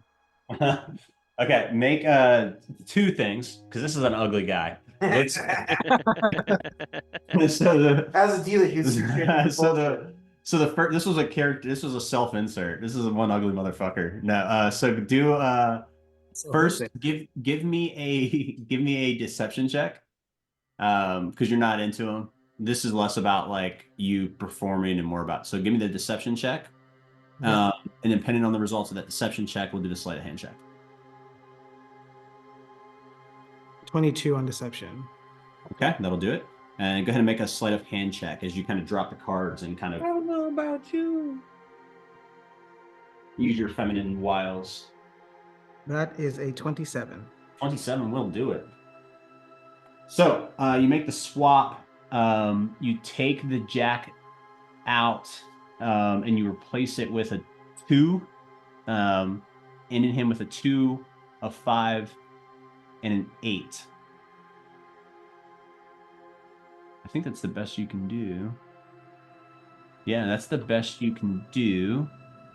He's going to pay the 25, which would take it up to 200 gold, and remove your 8 from play. Yeah! House wins. House wins with a 10 of diamonds. Yeah, high card, 10 of diamonds over 8 of clubs. Got it. And I lost. They played 25, what, 2 times, 3 times? 3 times. We tried. It's a fun game when you have multiple people. I played the version, I did a version, like a test run with 4 different people playing. It gets fucking really fun, because then you can like really fuck with the house, or you can like, and the house can only fuck with one person at a time. So like it becomes like a strategic thing of who you fuck with. This can be a pretty good game. But as you guys wrap that one up, Bridget, having lost a decent amount of gold for one game, stands up. I will have Bridget. What's your passive perception?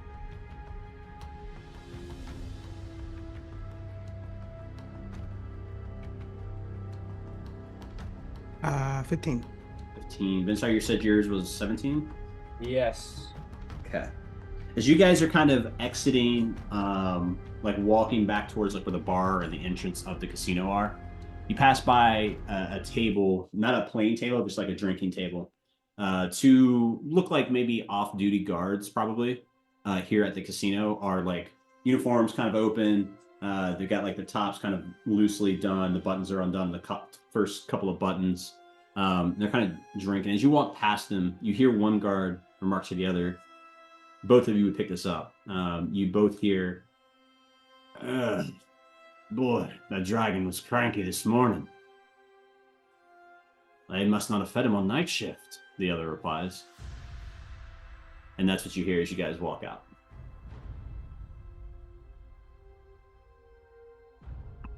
There's no way they were talking about like a person, right?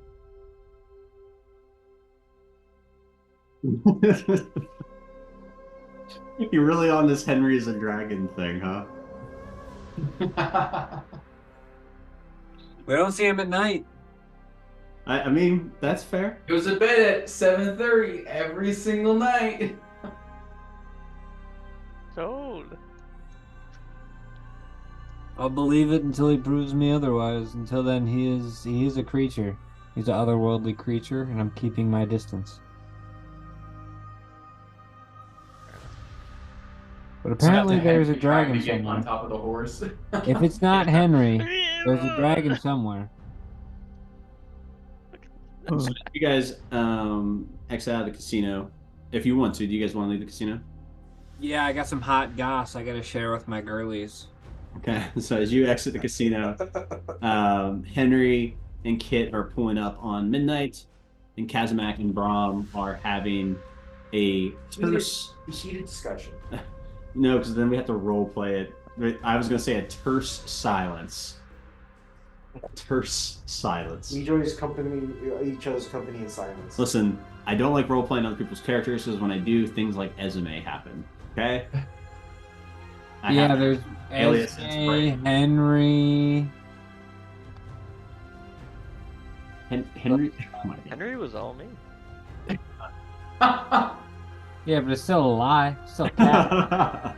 So as you guys exit the casino, you are all together. Horse ready to go.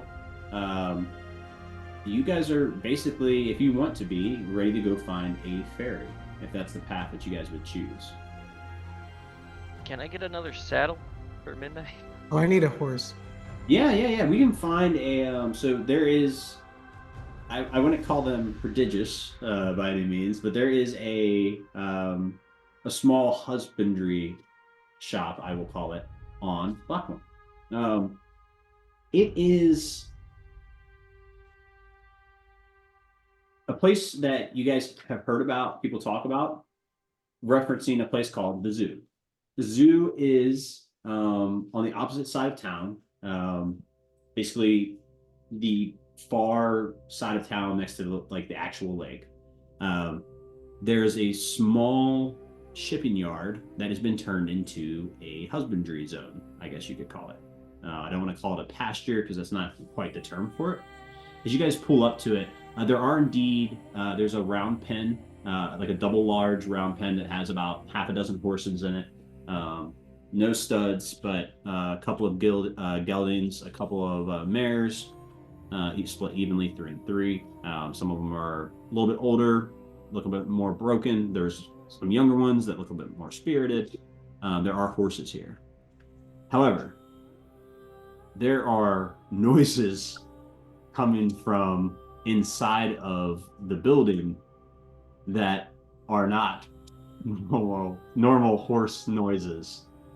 But you hear a roar of what sounds like a large cat. You hear I would say like the beginnings of a coyote, almost like a coyote noise, like beginning to call out before somebody shushes it down inside. All manner of like squawking, like there's rattling, there's something weird going on inside the building that does nothing to dissuade from the horse. It takes away from the horses, but there is very clearly something going on in the warehouse.